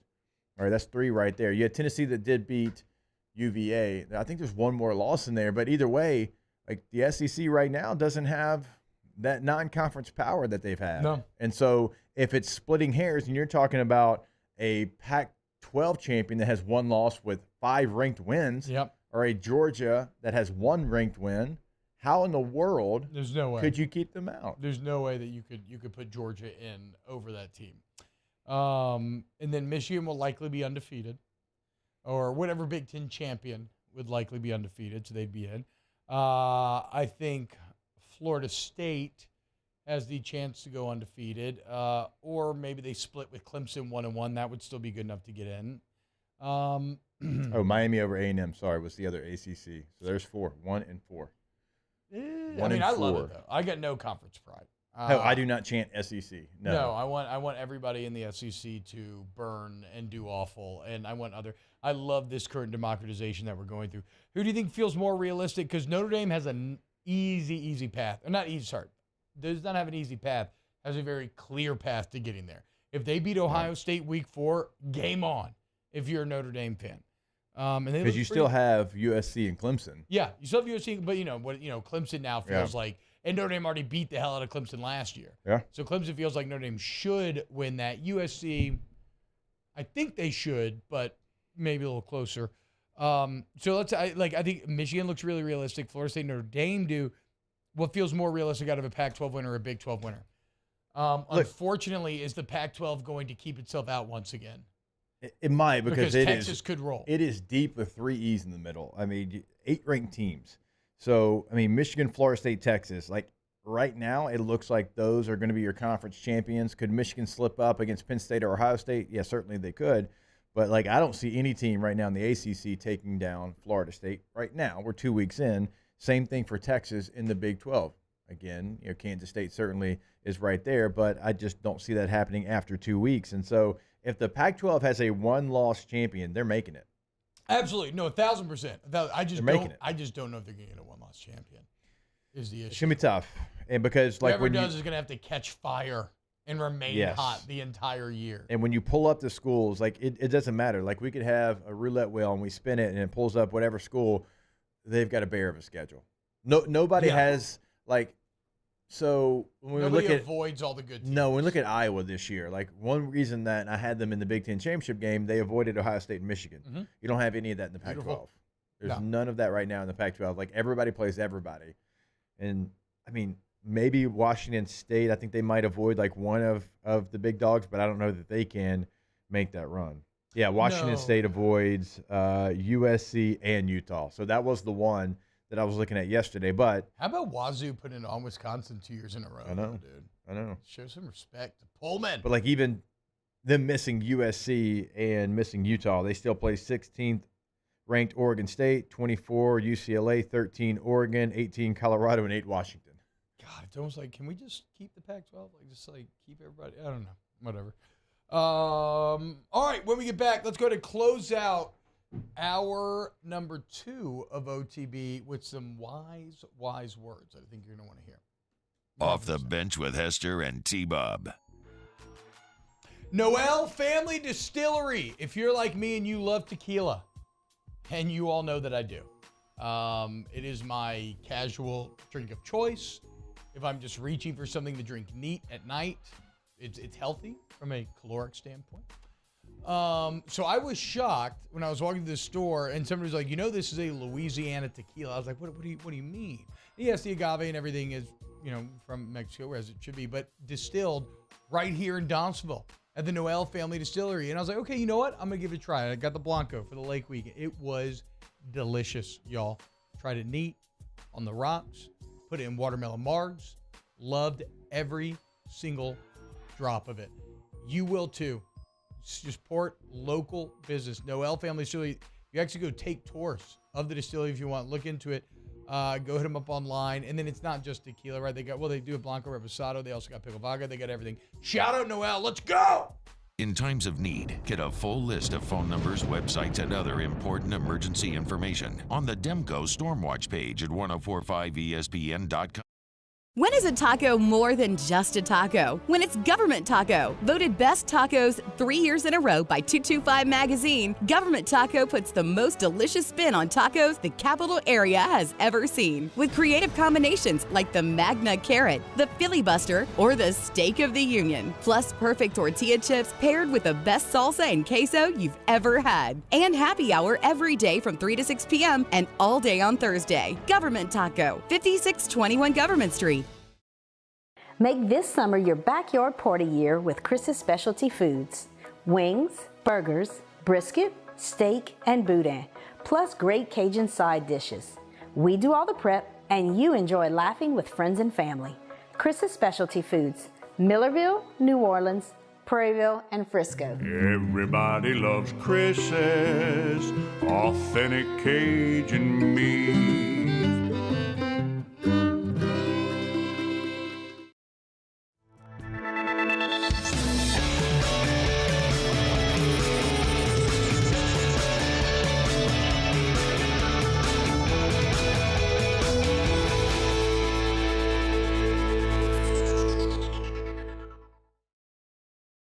Running Boards Marketing can help you get their attention. Imagine your brand's message on a giant LED billboard truck that can't be skipped and is nearly impossible to ignore. Running Boards Marketing is the leader in effective and affordable advertising on digital mobile billboards, which are 2 times more effective than traditional billboards. With a 97% recall rate, you'll leave a lasting impression with your customers.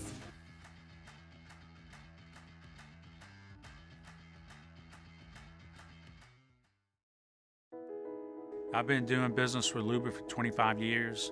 They're dependable, trustworthy. It's just the attention to detail with our clients. Our folks have years and years of experience. They're highly trained professionals. But many companies have that asset. What I'd like to think makes Luba a bit different is that we use those talents in a way that truly is dedicated to serving the needs of the folks who depend on us. The importance of doing this fortified program and offering it to people down here is, number one, the only real chance you're going to get to do this is when you put on a new roof or build new. And through companies like HUDCO, who's kind of leading the way in this thing, it's going to offer the customers a huge advantage in the insurance market and the price of their insurance. You know, we're not looking to make a fortune off fortifying. We're trying to give you a better product than our competitor at the moment. I'm trying to do something that he can. I'm trying to give you something better. So a lot of these insurance jobs, you're getting a re-roof, you're only paying your deductible. Charles Hannegriff joined me and Jimmy out for the next edition of Live at Lunch from Mike Anderson Seafood, Wes Lee at Nicholson. Andy Isco joins us from Vegas, and we do first class, second class, no class. Live at Lunch, 11 a.m. weekdays on 104.5 ESPN Baton Rouge.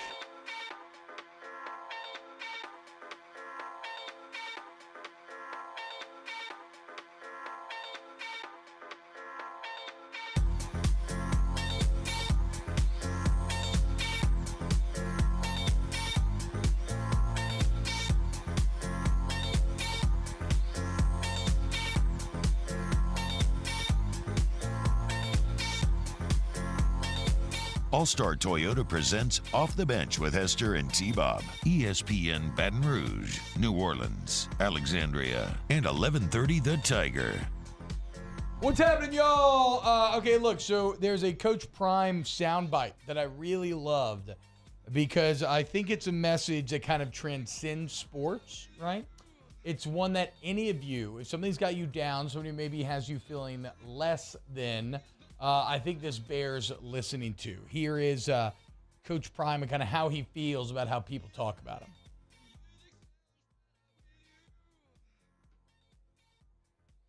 That I care about your opinion of me. Your opinion of me is not the opinion that I have of myself. You ain't make me, so you can't break me. You didn't build me, so you can't kill me. You know what? God established me. So you ain't nothing you could do to me. I've been him. I've been a difference maker, a game changer. I've been that guy. So what would change? Not a darn thing. I'm not even playing the game, and you got an opinion of me. I love it, but I don't care. And I wish the world thought like that. Youngsters, if you're out there right now, do not give a darn what opinion people have of you, long as that opinion is not consistent of that of yourself. You be you. I'm not playing to make you feel good about me. I already feel good about me. I'm good. Message for the youngsters out there and the old school, not old fools. Look at me. What about me? Fools. I love that. What Prime is saying there, yeah, man, do not give those other people power over you, right? Doesn't matter what they think about you as long as it's not consistent with what you think about you. And now, granted, your actions need to line up with how you feel about you, right? But you just can't let that negativity kind of rule you or affect you. And I think that's what Prime is getting at. And I think today, especially for a lot of young people who have to deal with more information overload and kind of negative reinforcement than ever, thanks to just how people talk to each other online and whatnot. I think that's like an especially crucial message, man. God, I would love to play for Prime, bro. If I may, T-Bob.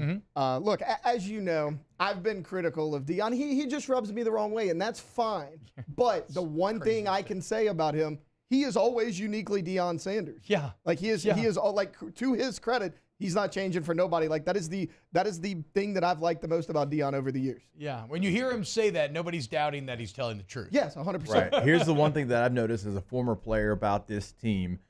He cares for the players and not just the star players. I think he cares for everybody on that roster. You see it from the last guy on that roster. It's a brand new roster. I know people don't like how he overhauled it, but you can say while the players are there, whoever it is, from 1 to 85, you can tell that they have a real love for Deion Sanders, and he cares about them as well. You can see, you can't fake that. It would show through to me, to T-Bob, and I do not see it being fake. More OTB, hour number 3, kicking off with Nick Underhill, coming up next. Off the bench with Hester and T-Bob. Go to Accutemp of Baton Rouge, AccuTempBR.com. Get that service to the highest degree.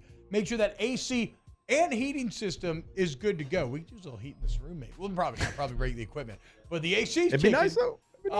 Look, the bottom line is it's time to take control of your comfort zone, whatever that may be, okay? And Accutemp is the key to doing so. You get that service to the highest degree. That is a core ethos, okay? Their mission statement. Therefore, you feel it when you work with them. The ease of setting up an appointment, the expertise of the licensed and bonded insured employees that come out to your home. Don't take my word for it. Look at the online reviews. That's not by accident. That's by Accutemp. Go to AccuTempBR.com. I like that one, T-Bob. And I'm pretty sure that Accutemp is the reason why this equipment stays cool here in this room. And they're going to do whatever you need at your home as well. If you need a colder, if you need a hotter, whatever it is, they're going to make sure your system is working just like it's supposed to. AccuTempBR.com. There it is, the extra mile. On the border of expected and extraordinary for those willing to go further, like vans customized for work or play, with safety and tech to keep you connected, supported by a 5-star sales, service, and finance team, and backed by the 1-star you know. So go the extra mile. It's never crowded because so few have what it takes to go there. Mercedes-Benz Vans. Hello, Samantha, dear, I hope you're feeling fine. And it won't be long until I'm with you all the time. But until then, I spend my money up right down on my last dime. Call in Baton Rouge.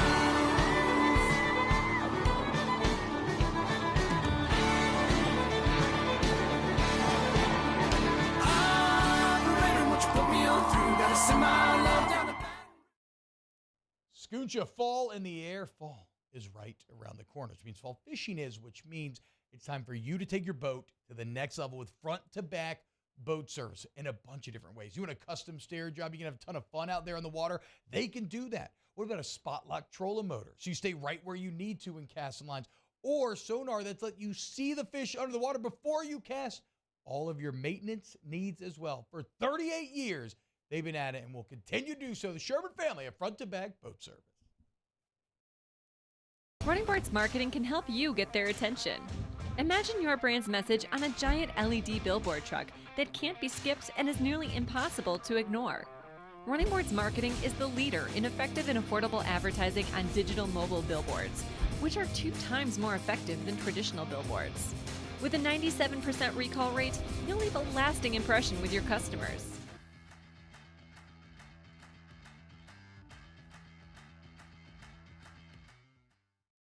When is a taco more than just a taco? When it's Government Taco. Voted best tacos 3 years in a row by 225 Magazine, Government Taco puts the most delicious spin on tacos the capital area has ever seen. With creative combinations like the Magna Carrot, the Filibuster, or the Steak of the Union. Plus perfect tortilla chips paired with the best salsa and queso you've ever had. And happy hour every day from 3 to 6 p.m. and all day on Thursday. Government Taco, 5621 Government Street. Gulf Coast Office Products is a nationally recognized Saban office equipment dealer based right here in Louisiana. Over 100 employees strong, Gulf Coast has the boots on the ground to support all vertical markets from education, engineering, legal, and finance. With the latest in office technology from desktop to production segment units, Gulf Coast and Saban have the perfect fit for you. Call 225-756-2644. That's 756-2644 for Gulf Coast Office Products.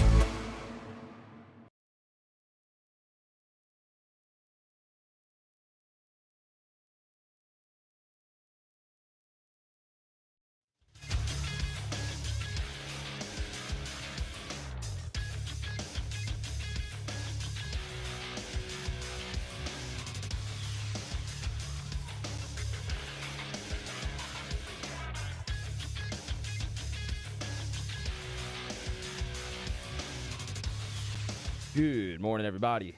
It is 9 a.m. on Tuesday, September 12th. Today in Baton Rouge, expect sunny skies with a high of 93. Coming up on OTB OT, Nick Underhill of New Orleans Football joins the show to talk Saints. You can follow today's show on Twitter, Instagram, and TikTok at OTB_ESPN, or catch us on YouTube at the 1045 ESPN channel and subscribe for daily content. Hour number 3 of Off the Bench, live from the Mercedes-Benz of Baton Rouge studio, starts now. All-Star Toyota presents Off the Bench with Jacob Hester and T-Bob Hebert. Yeah. Off the Bench with Hester and T-Bob. Hey, Peter, they said I got to come off the bench. All-Star Toyota presents Off the Bench with Hester and T-Bob. Yo, yo, yo.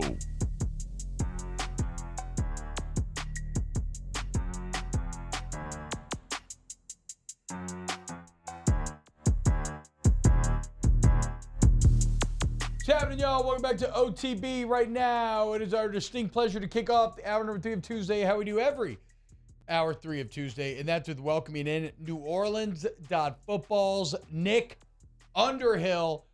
Big weekend at New Orleans Football as well. We had actual football to break down. Nick, I loved all the coverage from Trip, Brooke, your film analysis as well, and that's where I want to start because entering the year, we were on the same page that the offensive line was maybe going to be kind of the limiting factor, right? The determining kind of the ceiling on this team. And through one game, that feels as accurate as ever. As the defense looks incredible, the skill weapons look really good, Derek Carr looks really good. Where are you at with the O-line after breaking down the film? Worried, I think is the right word. Man, that was bad. Like they really couldn't do anything in the first half, and Trevor Penning was a little bit, it's worrisome. I don't know what they're gonna do there. I mean, look, I think the thing you have to keep in mind is that it was his second start of his entire career. He played college football at Northern Iowa. There probably is a on-ramping of him before he kind of hits the highway and off he goes. But like how long can that on-ramp be? Because, we saw last night in the Jets game, like if you can't protect your quarterback's in peril, and it can change your whole entire season in one play. And man, he gave up like 8 pressures in that game, 4 hits, a couple sacks. It was one of the shakiest offensive line performances that I can remember in quite some time. And, the second half, they start giving them a little bit of help, setting up double teams, chips, all that stuff. And that's great. But like, at some point, your left tackle has to be able to block. And, he just didn't look like he could do that. And we saw it in the preseason too. I think it was his first game of the preseason. He struggled with speed. Arden Key comes out and he struggles with speed again. Yeah. I mean, it's something that they got to figure out in a hurry, because I just don't know how many games you can win if your left tackle can't block. Now, the thing I would say is Teron Armstead, when he first came in, made his first 4 starts, they were pretty bad, and he eventually figured it out. But it is a little bit different when you have Drew Brees back there. I mean, one of the smartest quarterbacks in NFL history. So he's just got to figure it out. He's got to figure it out in a hurry. And I think it's incredibly concerning. That was about as shaky as it possibly could have been. And they got to find a way to hide that and hope that he keeps getting better. And if you don't see that improvement, at some point you got to look at it and make a change. I don't think you're at that point yet. You probably give it a few games. Yeah. But it's something that I think it has to be on the table, and you got to know what you need to see. He needs to be hitting benchmarks now, because that was bad, man. Yeah, what about in the run game, though? Like, obviously they struggled protecting the quarterback, but they didn't have a lot of success running the football either. Do you chalk that up to the Titans' defensive front being one of the better ones in the league, and Jeffrey Simmons and company, or was it more of the Saints' struggles? I think it's all of it. I think you got a struggling team against one of the best fronts in the league, the best run defense in the league last year. Your 2 most talented running backs aren't on the field. I think Jamal Williams is probably the type of back, if you block 5 yards, he'll get you 5.5, because he's going to get what's blocked, and he runs hard. So, he'll get a little bit extra, but there isn't going to be like a whole lot of creativity there. He's a solid player. And, if he's your second or third guy, you have a really good running back room. When he's your first guy, it's not that great. But yeah, I mean, look, it was the whole entire line to me, every single one of them, except Ryan Ramczyk. I thought Ramczyk had a good game, and I thought everybody else played pretty poorly overall. And it's got to be a lot better. I'm okay with like the grinded out in the run game. You got your guys out, whatever. You're against a great run defense, but like, man, you got to give your quarterback time to throw the ball. And look, the pass pro was a huge issue in the red zone too. Like, immediately everyone's like, Derek Carr in the red zone. This is what he's always done. And look, maybe that's who he ends up being. But if you go back through and you watch these plays, like, it's pressure. Like, he's on the move on the first trip to the red zone when he misses Mike Thomas in the back of the end zone. Yeah. The second time down, he has Mike Thomas open on a curl. He's thrown to him.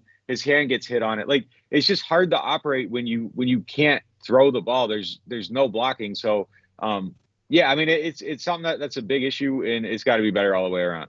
Talking to Nick Underhill of New Orleans on Football, go sign up today for all your Saints coverage. One great stat I came across in Tripp's piece was that this is the 9th consecutive game the Saints defense has allowed sub 20 points. That ties a franchise record back from the Dome Patrol in 1991. So the defense looks as elite as ever. And on the flip side of the O-line, Nick, this front office and coaching staff, I think, deserves a ton of credit for putting together a D-line that was this effective here in week number 1.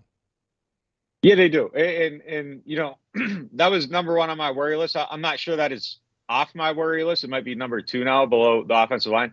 I mean, that's a shaky Tennessee front. I don't want to take anything from the performance side. I think it's important to keep it in context. Like, they had 4 new guys on it. The returning members playing a new position.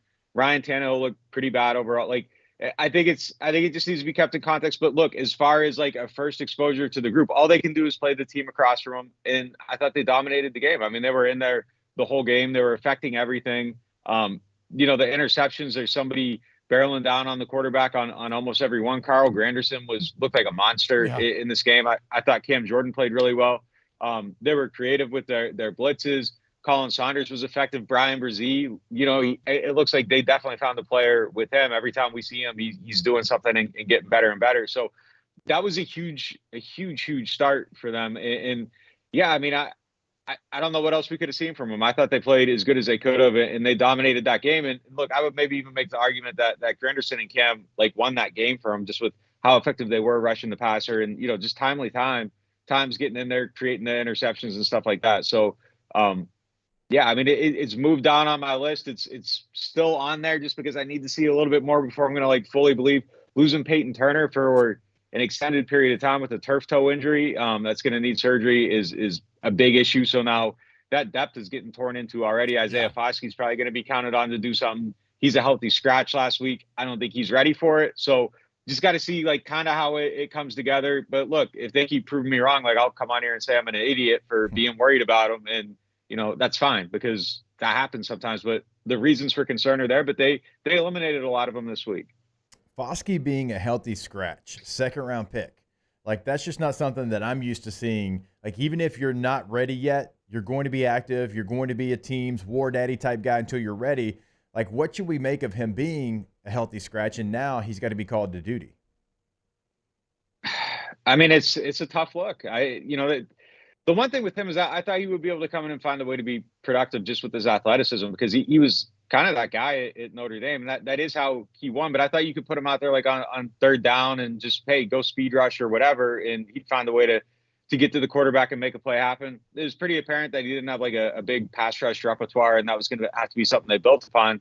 But like you hope that you could get something out of him while adding that stuff on the fly. And he's looked lost. Like in camp, he just didn't look effective at all. He didn't really have a plan. He's just kind of out there running around. Guys are kind of dominating him a little bit, and he just couldn't find a way to win with speed or power, any which way. So I think he's got a long way to go in his development. And look, I mean, it's unfortunate because like they drafted Peyton Turner in the first round, and last year he's a healthy scratch a number of games. Like for whatever reason, they have invested like so many resources in the O-line, D-line, and like it's just not working out the way it should. Like you draft Marcus Davenport and Peyton Turner, you have Cam Jordan, like your defensive line should be just stacked. Like there's so many resources into it, and it's just not where it should be. So it's extremely disappointing. I can't close the book on someone, but 40th pick in the draft should find a way to contribute in year one way or another. And when that's not happening, I mean, something's wrong. So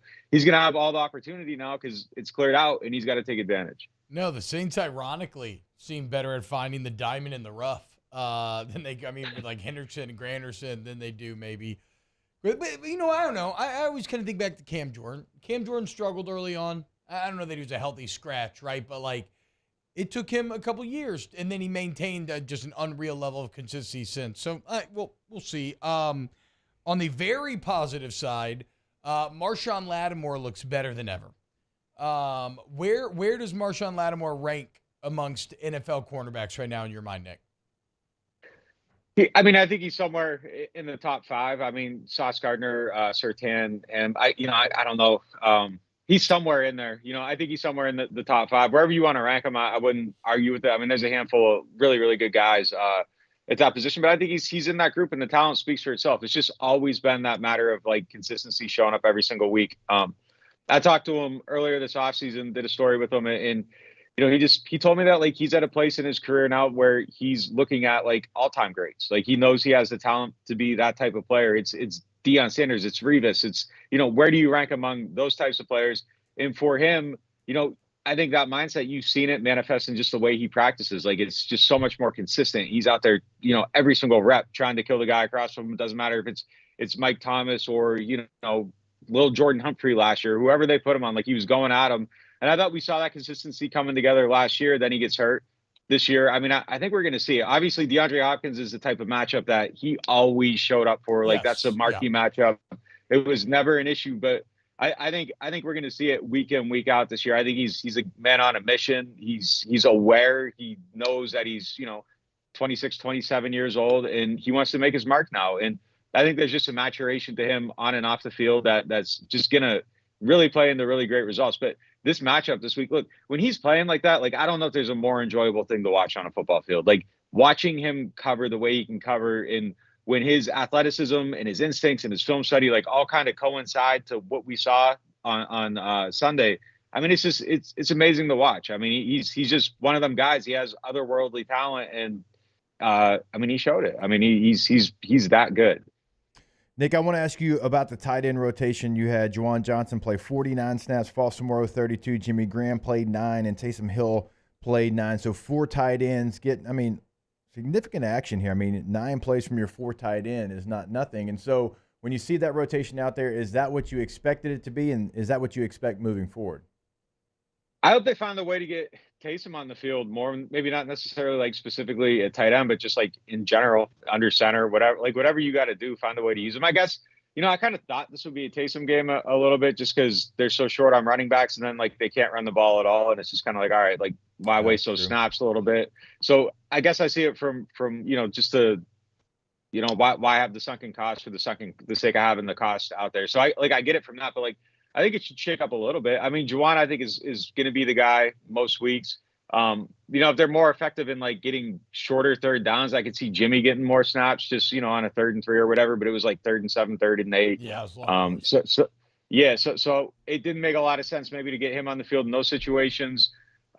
So I could see it tilting a little bit, but I think ultimately, week to week, those top 3 guys, that's probably going to be how they snap out. I think it'll be Juwan, Foster, and then Jimmy's probably, the complementary type player. And then, Taysom, some weeks it's going to be a lot, some weeks it isn't. I just think overall offensively, like I would just like to see a philosophy with Taysom where they figure out how to get him on the field and use him every single week. Like there just has to be a role for him every week, I think. But yeah, I mean, I do think that's probably going to be ultimately the rotation. Is it fair to say that what you saw out of Carr on the drive to close out the game is kind of like the difference between Derek Carr and Andy Dalton? Like, I know that's reductive. I know there's other differences, but the trust and ability to go win that game, which I feel like you had multiple opportunities to do last year and failed to do so. Yeah, I think they lose that game last year. I don't think there's any question about it. They found a way to lose that game last year. That's just what they were doing. Andy Dalton in those pressure situations, like he would be fine the whole game, and then the fourth quarter would be inaccuracies, mistakes, nervousness. Like he couldn't close them out. Carr went out there and closed out the game. So no question about it. I love it that he just kind of like nutted up and threw down the field. Like it's just that's what you want to see. Like that's what you want to see. I mean, that's how you win a game. So yeah, definitely the difference. I thought overall though, like I thought he played a really good game. When you go back through it and you watch the details and you look at like the failures make sense in the context of like the offensive line wasn't blocking. I don't think he's going to be an elite quarterback this year, but if he can win you games like that, ugly games, grind it out, make the plays when you need to make them, like that's really all this team needs. Now, I think he's going to be better than he was last week moving forward when they block a little bit better. But I mean, he's the right guy for this team, given, realistically what they were able to get done and being able to close out a game like that for that defense when they're playing like that is really all this team needs. You can find your way into the playoffs playing football like that. Nick Underhill, NewOrleans.football, gives us the best insight into this Saints team. Him, Brooke Kirchhoff, Mike Triplett, and the entire team do an excellent job over there at NewOrleans.football. Cannot recommend signing up enough if you like the New Orleans Saints. Got some great LSU and Tulane coverage going down as well now. Nick, thank you so much, man. Anything you need to push for the site or anything? Go ahead. Nothing, man. Just if you like deep dives in the Saints, film study, all that stuff, sign up for the site, NewOrleans.football. There you go. Appreciate you guys having me. Absolutely. Nick_Underhill on Twitter. Always great to check in with Nick, and I really love his film reviews. And you're also doing something with him in college football, right? Yeah, Thursdays. We're doing LSU hits. Nice. So if you're if you're listening to this, then you're probably sick of hearing me talk LSU. But if you're not, I am touching some New Orleans.football people that don't normally listen. That's right. But if you really love listening to T-Bob talk, yeah, true. Another place to find you. Very true. Very true. What's going on, Mark? Nothing. Oh, I thought I saw you move your mic. Okay. All right, when we get back, before we go, I do want to remind you about Patient Plus Urgent Care, patientplusuc.com. As the weather changes, sometimes you get a little bit of that fall tickle in the heart. If that is the case, go get it checked out at Patient Plus, okay? Because you don't got time to be sick. Maybe you're going tailgating this weekend. You got a big party you want to go to. If you want to be sick during the week, okay, I kind of feel that. Skip work. But if you don't want to be sick for the weekend, get in and get better at Patient Plus Urgent Care for life's little unexpected moments. And never forget, it's not just for individuals, right? The walk-ins are always welcome. Like if you're a business and you need your occupational medicine needs met, so your drug testing, screenings, exams, all of that is available at Patient Plus, and it's a cut above quality-wise, which is really what I would say about the entire business.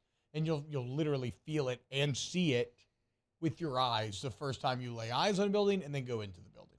Patient Plus Urgent Care, patientplusuc.com. More to be next. OTB OT. Our listeners fire off their opinions on the jimsfirearms.net hotline at 499-1045. Keep listening for your next chance to shoot us your thoughts with the jimsfirearms.net hotline on 1045 ESPN Baton Rouge.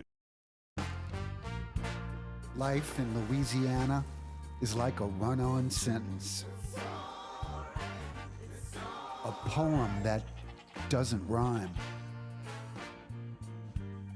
Life is here, now. For life's moments, big and small, always there. The right card, the right care. It was a humid day, barefoot children play, looking for that summer shade. Time just slips away. Oh, Louisiana, some kind of hold on me. Like cypress stumps, your roots are planted deep inside of me. I've been doing business with Luba for 25 years. They're dependable, trustworthy. It's just the attention to detail with our clients. Our folks have years and years of experience. They're highly trained professionals. But many companies have that asset. What I'd like to think makes Luba a bit different is that we use those talents in a way that truly is dedicated to serving the needs of the folks who depend on us. Dylan Cruz here to tell you about Six Rings Baseball and Softball Camp. If you live on the North Shore and play ball, go to Six Rings Camps with former LSU assistant coach Dan Canaveri. His knowledge is second to none, and your child will improve and have fun doing it. Camps were held at Coquille Park and Six Rings Academy in Covington with 4 sessions over the summer. Full day and morning only sessions are available from ages 7 to 13. Go to sixringsbaseball.com or call 985-206-9096. Learn the game to love the game. Scooncha, fall in the air. Fall is right around the corner, which means fall fishing is, which means it's time for you to take your boat to the next level with front-to-back boat service in a bunch of different ways. You want a custom stair job, you can have a ton of fun out there on the water. They can do that. What about a spot lock trolling motor? So you stay right where you need to in casting lines. Or sonar that's let you see the fish under the water before you cast. All of your maintenance needs as well. For 38 years, they've been at it and will continue to do so. The Sherman family of front-to-back boat service. Running Boards Marketing can help you get their attention. Imagine your brand's message on a giant LED billboard truck that can't be skipped and is nearly impossible to ignore. Running Boards Marketing is the leader in effective and affordable advertising on digital mobile billboards, which are 2 times more effective than traditional billboards. With a 97% recall rate, you'll leave a lasting impression with your customers.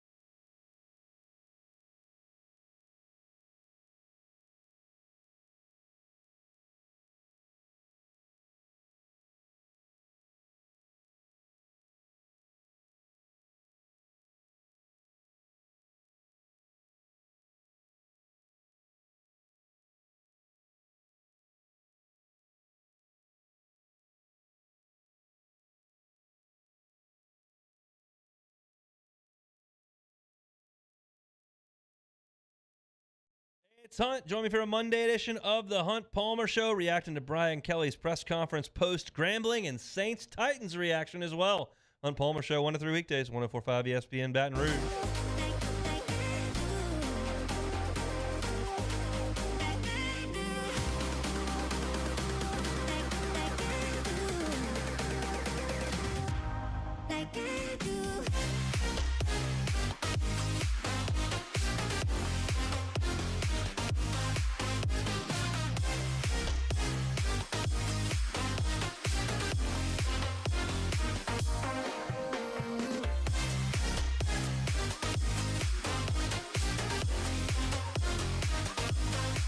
All-Star Toyota presents Off the Bench with Hester and T-Bob. ESPN Baton Rouge, New Orleans, Alexandria, and 1130 The Tiger. What's happening, y'all? Welcome back to OTB. T-Bob, Jake, Mari, Taylor hanging out with you. Beautiful day today. I'm assuming it is. I don't know. Been nice the last couple days. Is it? I don't. What's the high today, Mario? 93. We'll take it. We'll take that. That's fall, baby. That dog hunt. Hell yeah. It's not the 103 you said for most of the summer. No, it's not. Why are people talking about gym tan laundry in the chat? Oh, a little GTL? A little GTL? All right. There seems to be some interesting debate taking place. I don't know that I just want to do it live here, but there seems to be some interesting debate taking place about, or we can do it live, whatever, what position groups, if you look from Ogeron to Kelly, what position groups have improved and what has regressed. I mean, off the bat, I would say offensive line is healthier than it's ever been since I've seen it at LSU, probably. Yeah. In terms of the two deep. Now, a lot of that is a bit of natural luck because you have 3 5-star in-state guys that you normally don't have. But still, you land them all and you're developing well. Like Brad Davis has been a godsend for this LSU offensive line. I mean, quarterback's in a great spot, right? Like, Jay Daniels and Garrett Nussmeier are both very good. Yeah. Receiver, I'd say, is probably a push. I mean, better under O, but it's like, you're never going to have another group like Jefferson. Yeah. So if you want to score that. Marshall. Yeah, if you want to score that. Yeah, for sure. I mean, that era, you'll never beat that. But even O couldn't beat that, right? Like, nobody could. DB's without a doubt worse. Corey Raymond's exit has hurt very badly. Are you talking about from a recruiting standpoint? I'm just talking about like, I'm just talking, well, I don't know. I guess I'm more just mean like the quality of the room. Just the quality of the room under O compared to now. That would be a position that I'd say is taking a step back. Probably the biggest one. Well, 2 years in a row, you've had to go into the portal. Yeah. And find some players to try to piece it together when that's been a room that's been healthy. So. What else is there? Running back room right now, it's healthy, but it's running back room at LSU feels like it's always been healthy. It feels like running back room, it's always been deep. I guess Clyde. I mean, I was saying, when's the last time you had your like? Well, no, that's not fair. I mean, you TDP had 1,000 yards. yards. Yeah, TDP had 1,000. Set the school record. Nick Brissett had 1,000. So that's not fair. Yeah. Okay, so running backs might be a push. Tight end room. Yeah, Thad Moss and. He was kind of the feature. Tight end room's probably gotten better. I think the tight end room's gotten better overall, I would say. Linebackers down for sure.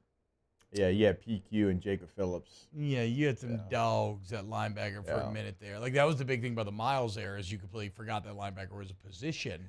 And then O kind of brought it back, and now you're just in a rough spot. Well, then you had Devin White, Damone Clark. I mean, guys that are starters in the NFL.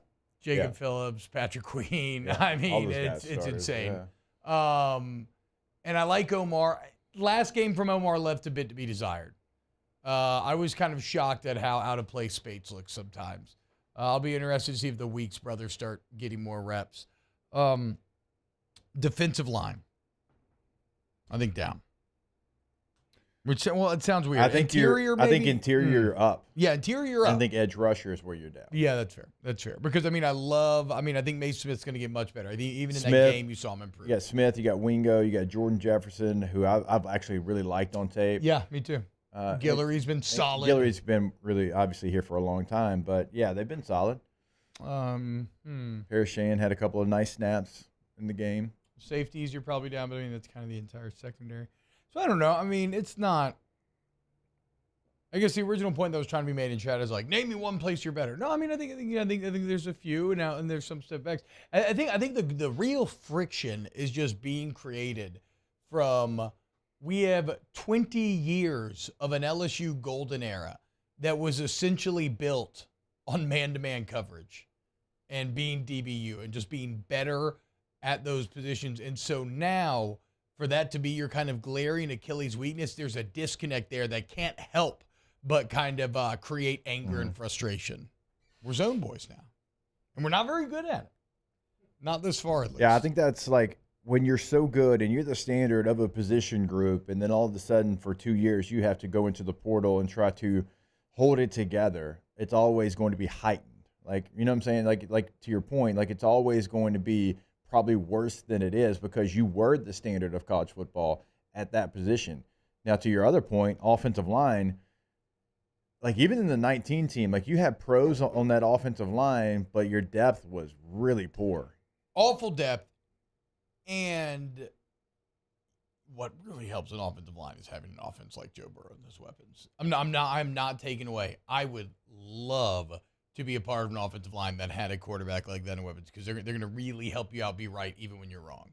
Yeah. Which that's all football. It's a team game for that reason. So yeah, the offensive line overall health, top to bottom, it's not even particularly close. You could roll 5 second-team guys out there and still be competitive. Yeah, now, it wouldn't be. No, you're right. It wouldn't be obviously your first team. That's why there's a first and second team. But think about like the second unit you could throw out there right now. You'd feel pretty good about it.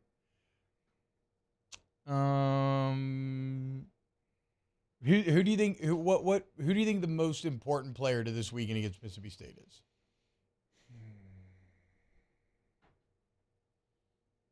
It's weird. I don't think it's anybody offensive because I think the offense is going to be great. I think it's going to be, I think it's going to be linebacker. I don't want to give you a name because I don't know how they're going to be utilized yet. True. But Mississippi State, remember, they've changed. They're going to try to run the football, establish the run.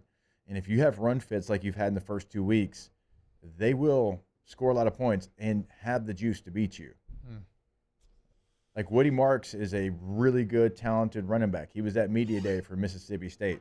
Now, in the last offense that he played in under Coach Leach, he caught a lot of passes. He actually set the school record for catches by a running back.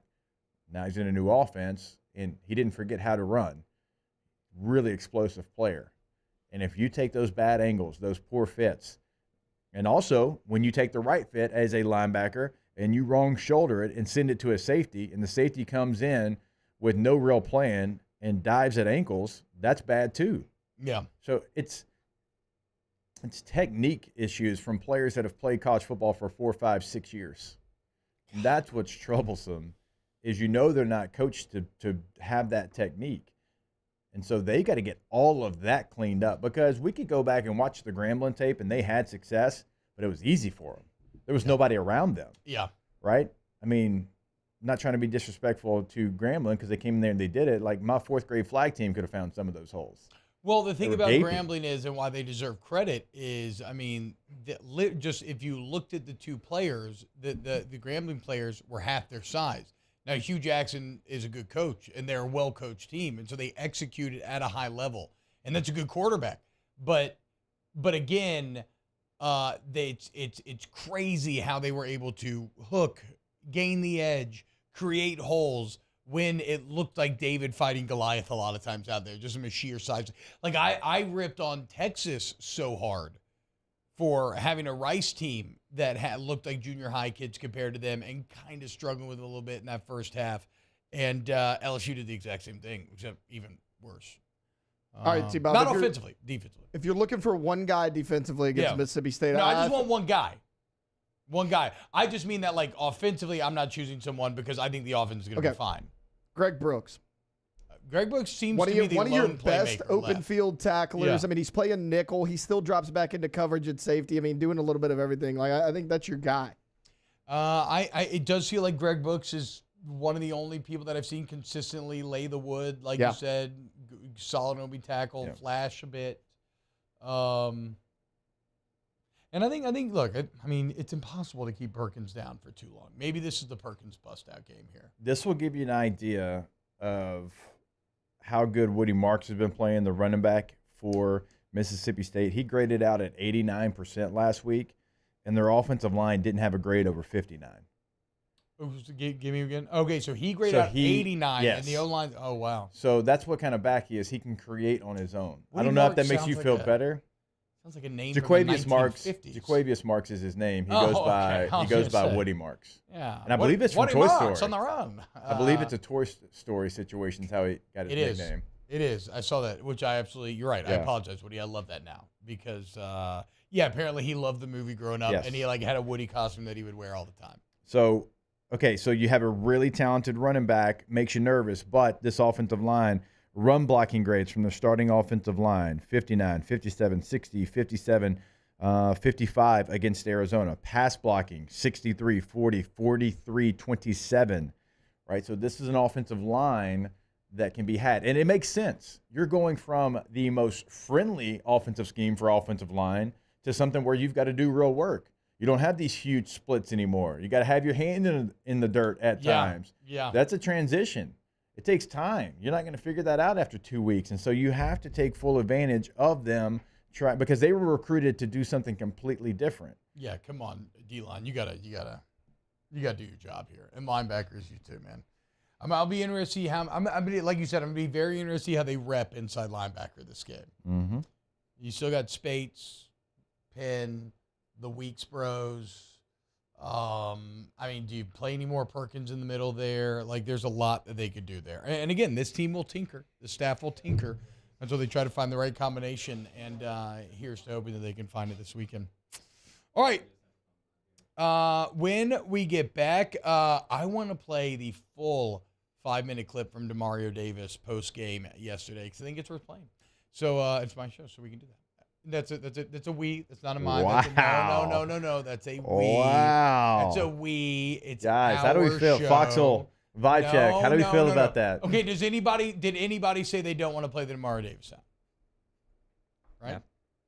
I'm just wording's everything. I'm talking to anybody out there who's gonna be like, how are you gonna play a 5-minute? Hey, look. How do we feel about that? We give him a pass? I appreciate the enthusiasm, but yeah, I'll give him a pass. Okay. Taylor.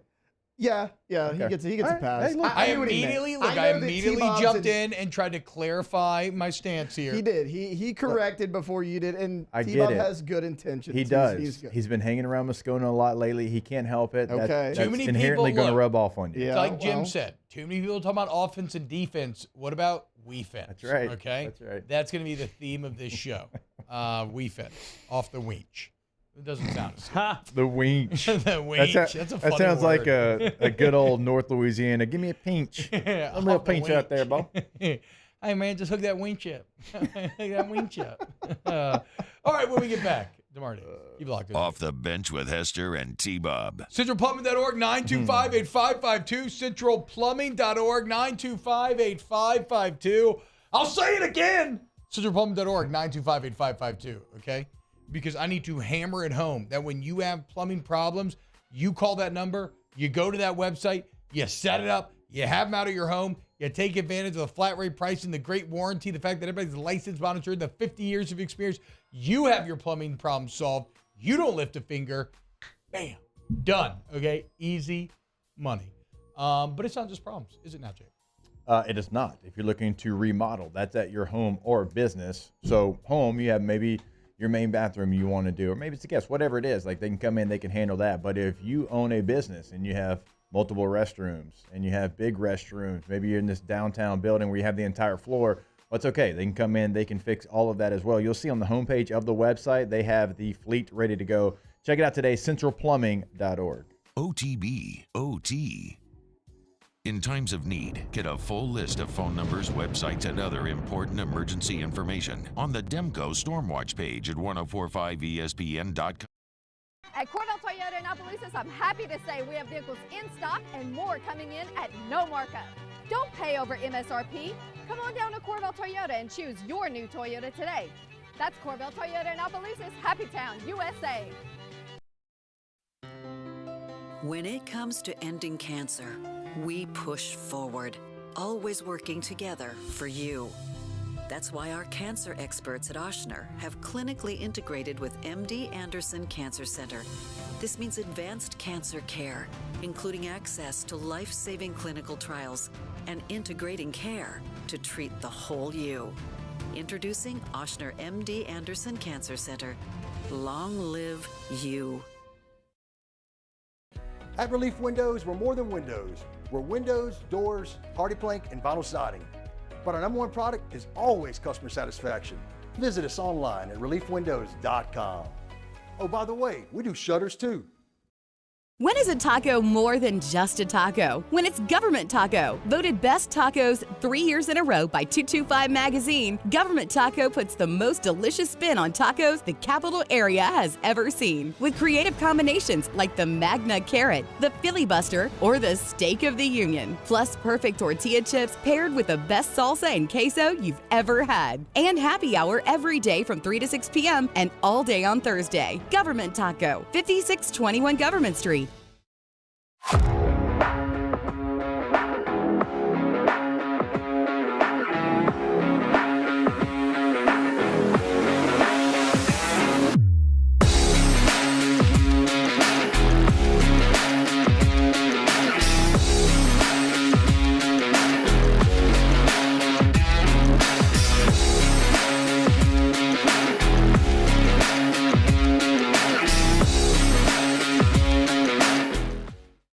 Gulf Coast Office Products is a nationally recognized Saban office equipment dealer based right here in Louisiana. Over 100 employees strong, Gulf Coast has the boots on the ground to support all vertical markets from education, engineering, legal, and finance. With the latest in office technology from desktop to production segment units, Gulf Coast and Saban have the perfect fit for you. Call 225-756-2644. That's 756-2644 for Gulf Coast Office Products. I've been doing business with Luba for 25 years. They're dependable, trustworthy. It's just the attention to detail with our clients. Our folks have years and years of experience. They're highly trained professionals. But many companies have that asset. What I'd like to think makes Luba a bit different is that we use those talents in a way that truly is dedicated to serving the needs of the folks who depend on us. Dylan Cruz here to tell you about Six Rings Baseball and Softball Camp. If you live on the North Shore and play ball, go to Six Rings Camps with former LSU assistant coach Dan Canaveri. His knowledge is second to none, and your child will improve and have fun doing it. Camps were held at Coquille Park and Six Rings Academy in Covington with 4 sessions over the summer. Full day and morning only sessions are available from ages 7 to 13. Go to sixringsbaseball.com or call 985-206-9096. Learn the game to love the game. Scooncha, fall in the air. Fall is right around the corner, which means fall fishing is, which means it's time for you to take your boat to the next level with front-to-back boat service in a bunch of different ways. You want a custom stair job, you can have a ton of fun out there on the water. They can do that. What about a spot lock trolling motor? So you stay right where you need to in casting lines. Or sonar that's let you see the fish under the water before you cast all of your maintenance. Matt Moscona inviting you to join us for Tuesday's AFR, powered by Sunshine, your hometown John Deere dealer in Louisiana. Sean Salisbury joins us. We'll turn the page, start previewing LSU, Mississippi State. Join us 3 to 6, 104.5 ESPN, Baton Rouge. OTB OT with Hester and T-Bob on 104.5 ESPN Baton Rouge and 94.7 ESPN Alexandria. All right, I got some crazy numbers on the ratings between Colorado, Nebraska, and Texas, Alabama. We'll get there later. First, here's Demario Davis on Sunday after the big win. I started to realize something. Man, we play this game on Sundays, and it's really the Lord's day. And when the day we should be worshiping the Lord, a lot of times the players are getting worshiped, and we get to go on this ball field. So since so many of us didn't get to go to church today, I have a word that I want to share. I know this is a little untraditional, so like I said, buckle up. Revelations 3:20 says, "See, I stand at the door and knock. If anyone hears my voice and opens the door, I will come in and dine with him and eat with him and he with me." I want to tell y'all about a knock that I heard this week. A lot of people don't know this, but on Friday, my daughter, she's 4 years old, she had her third epilepsy seizure attack. It's my same daughter who survived retinoblastoma. She's been totally cleared of that, but she had her third seizure, and it's been almost 2 years. She was about a month away. If she would have had no seizures for 1 more month, then she would have been off the medicine, but now we have to start that clock all the way over. It was on Friday, and a bunch of kids were over at the house, and she was playing, and I noticed something was off. And I told her mom I thought she was having a seizure. Her mom is pretty good. She saw it, my wife, and we took her in her room, didn't want to cause a scene. and she started to foam at the mouth, and it was her worst seizure. For 30 minutes, she seized. She wouldn't come, and we had to call the paramedics. They came, and so over the course of time, it ended up being a total of 30 minutes. They got her in. My wife got in the paramedics with her. I got behind them driving. You can imagine all the thoughts that's racing through your mind. The last sight you see of your daughter is she's totally out of it. Got to the hospital, and my wife told me that my daughter stopped breathing in the car twice. So I'm, of course, praying. We get to the hospital. They give her a bunch of medicine. They seizure stops. She's laying there. And at this point, if she seized for 30 minutes, you start to fear there could be development issues that could mess with her brain. She stopped breathing. If there was no oxygen going to her brain, you're starting to think about her speech be slurred or anything, or worse. So we prayed, and she had medicine, and my wife and I had to stay overnight at the hospital. And in the middle of the night, probably about 3 o'clock, I heard a knock. And the knock was my daughter. I prayed for her. I said, God, let this just be an attack from the enemy that's just trying to be a distraction, and let him have overplayed his hand, and my daughter come back stronger than before. When I heard my daughter talk in the middle of the night, and my daughter, she doesn't have any development issues, praise God. She doesn't have any slurred speech, prior to this. She woke up talking clearer than she was talking before. Now, anyone who deals with epilepsy knows that it takes a few days for them to come back. They usually can get back to normal wherever they were, but it takes a couple of days. They're groggy. It's a lot because what their body is like, it's like the TV just staticking in their brain. She was talking clearer than before, and it was 3 o'clock, and we heard her talking. We let her talk for about 20 minutes and said, hey, baby, it's nighttime. Let's go back to sleep. And I just prayed. I started saying, praise God, praise God. The next morning, when she got up, my daughter was so sharp. She was able to talk to me and her mom. I mean, clear conversation. She's sharp for a 4-year-old. No stuttering. All her words clear. And my daughter, like I said, my daughter is already sharp. She was sharper than before. And if any of you were able to have a conversation with my daughter, you wouldn't know anything had ever happened. So we had a birthday party for my 7-year-old daughter that day. She got to be released from the hospital, and she came back home, and it was as if nothing was happening. She was playing with the kids the day before, and she had the worst seizure that she had ever had. And the next day, she's back out there playing with the kids. Now, of course, we can't let her get overstimulated. We have to keep bringing her in, have to keep cooling her down, can't let her do too much just because of protocol. But when I tell you, I got a chance to hear a knock from God. And what I want to share is we get to play this game, and it's great.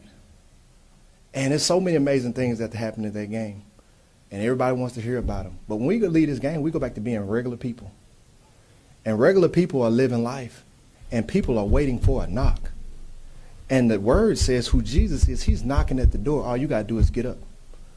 And so on the way, man, I'm nervous, but I'm praying, and I'm trusting, and I'm believing.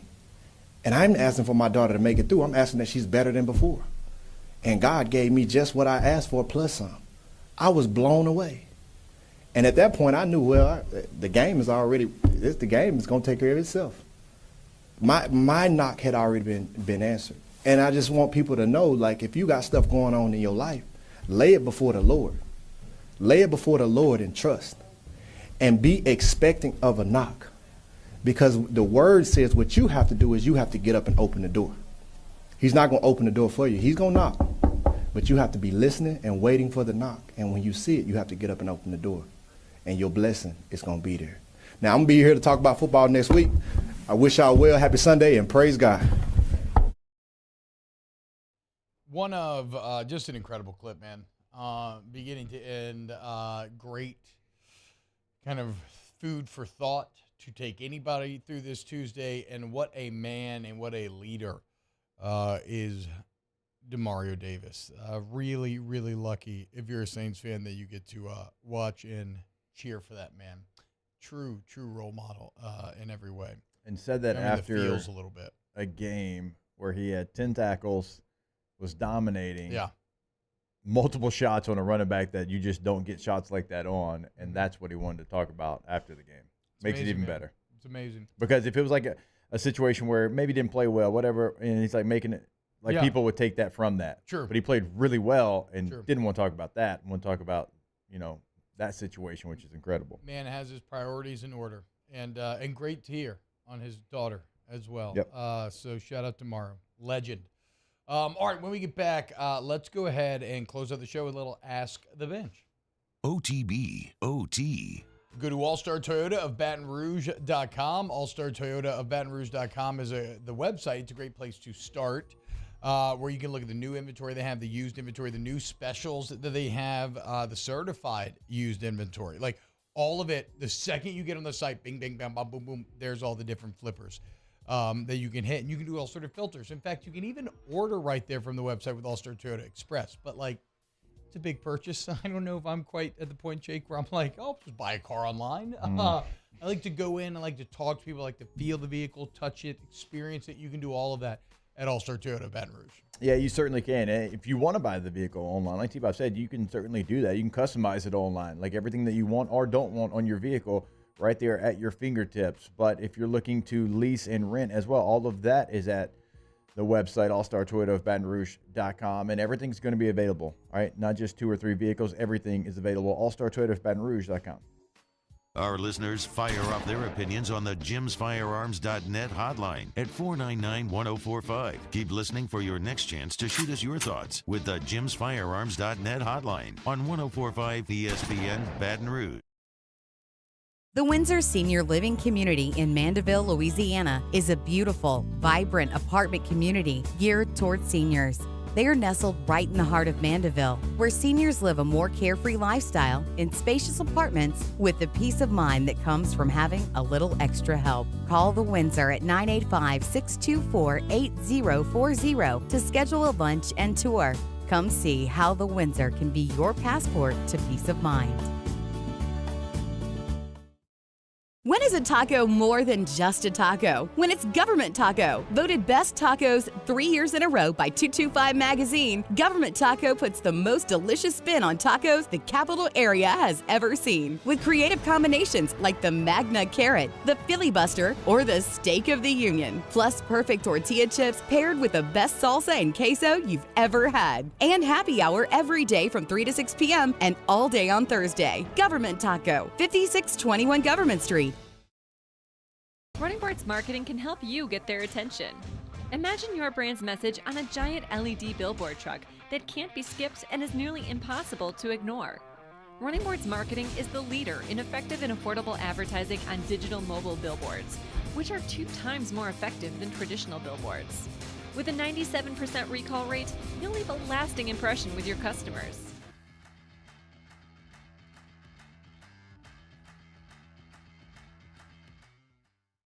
Gulf Coast Office Products is a nationally recognized Saban office equipment dealer based right here in Louisiana. Over 100 employees strong, Gulf Coast has the boots on the ground to support all vertical markets, from education, engineering, legal, and finance. With the latest in office technology, from desktop to production segment units, Gulf Coast and Saban have the perfect fit for you.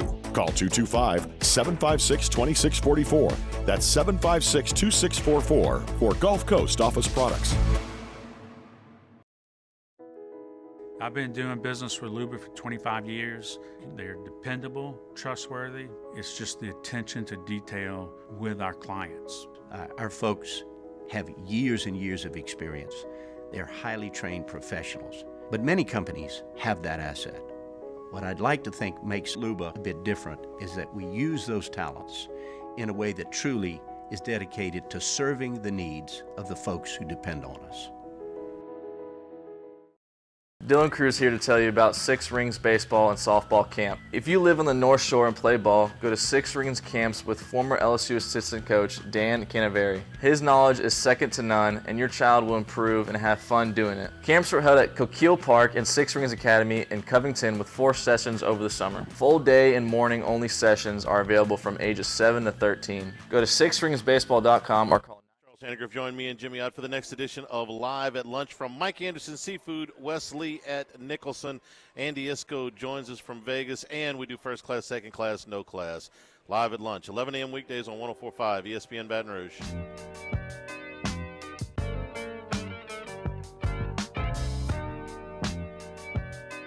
OTB, OT. OT with Hester and T-Bob on 104.5 ESPN Baton Rouge and 94.7 ESPN Alexandria.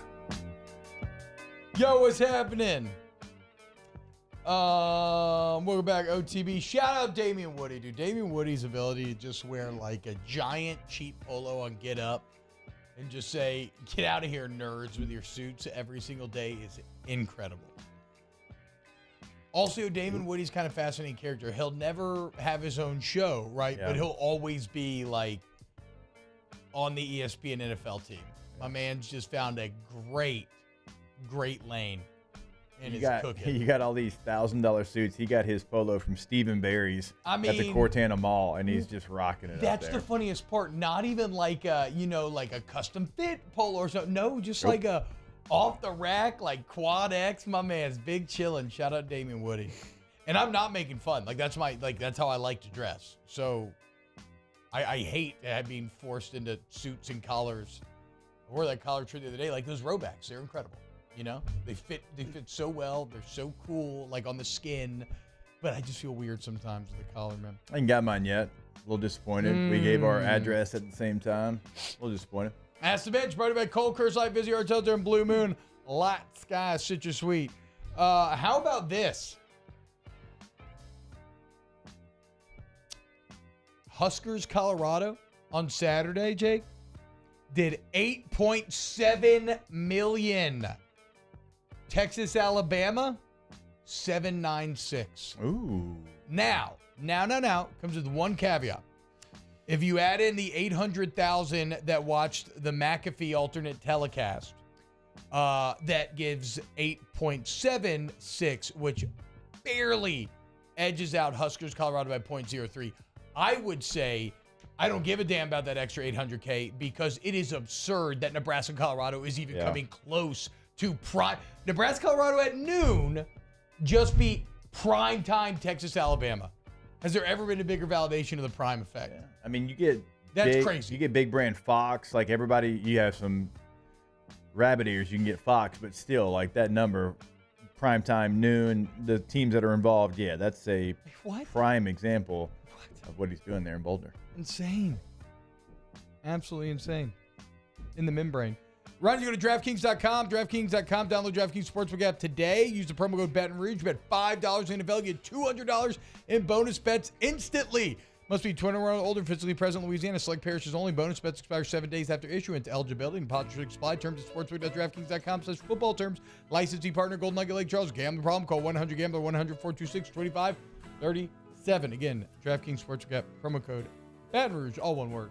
$5 in NFL bets. $200 in bonus bets. We love you. We'll see you on Wednesday. Flestering. OTB. OT.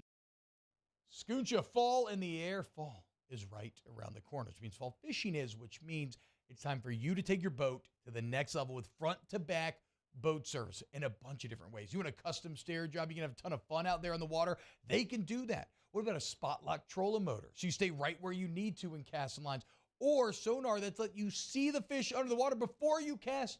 All of your maintenance needs as well. For 38 years, they've been at it and will continue to do so. The Sherman family of front-to-back boat service. Life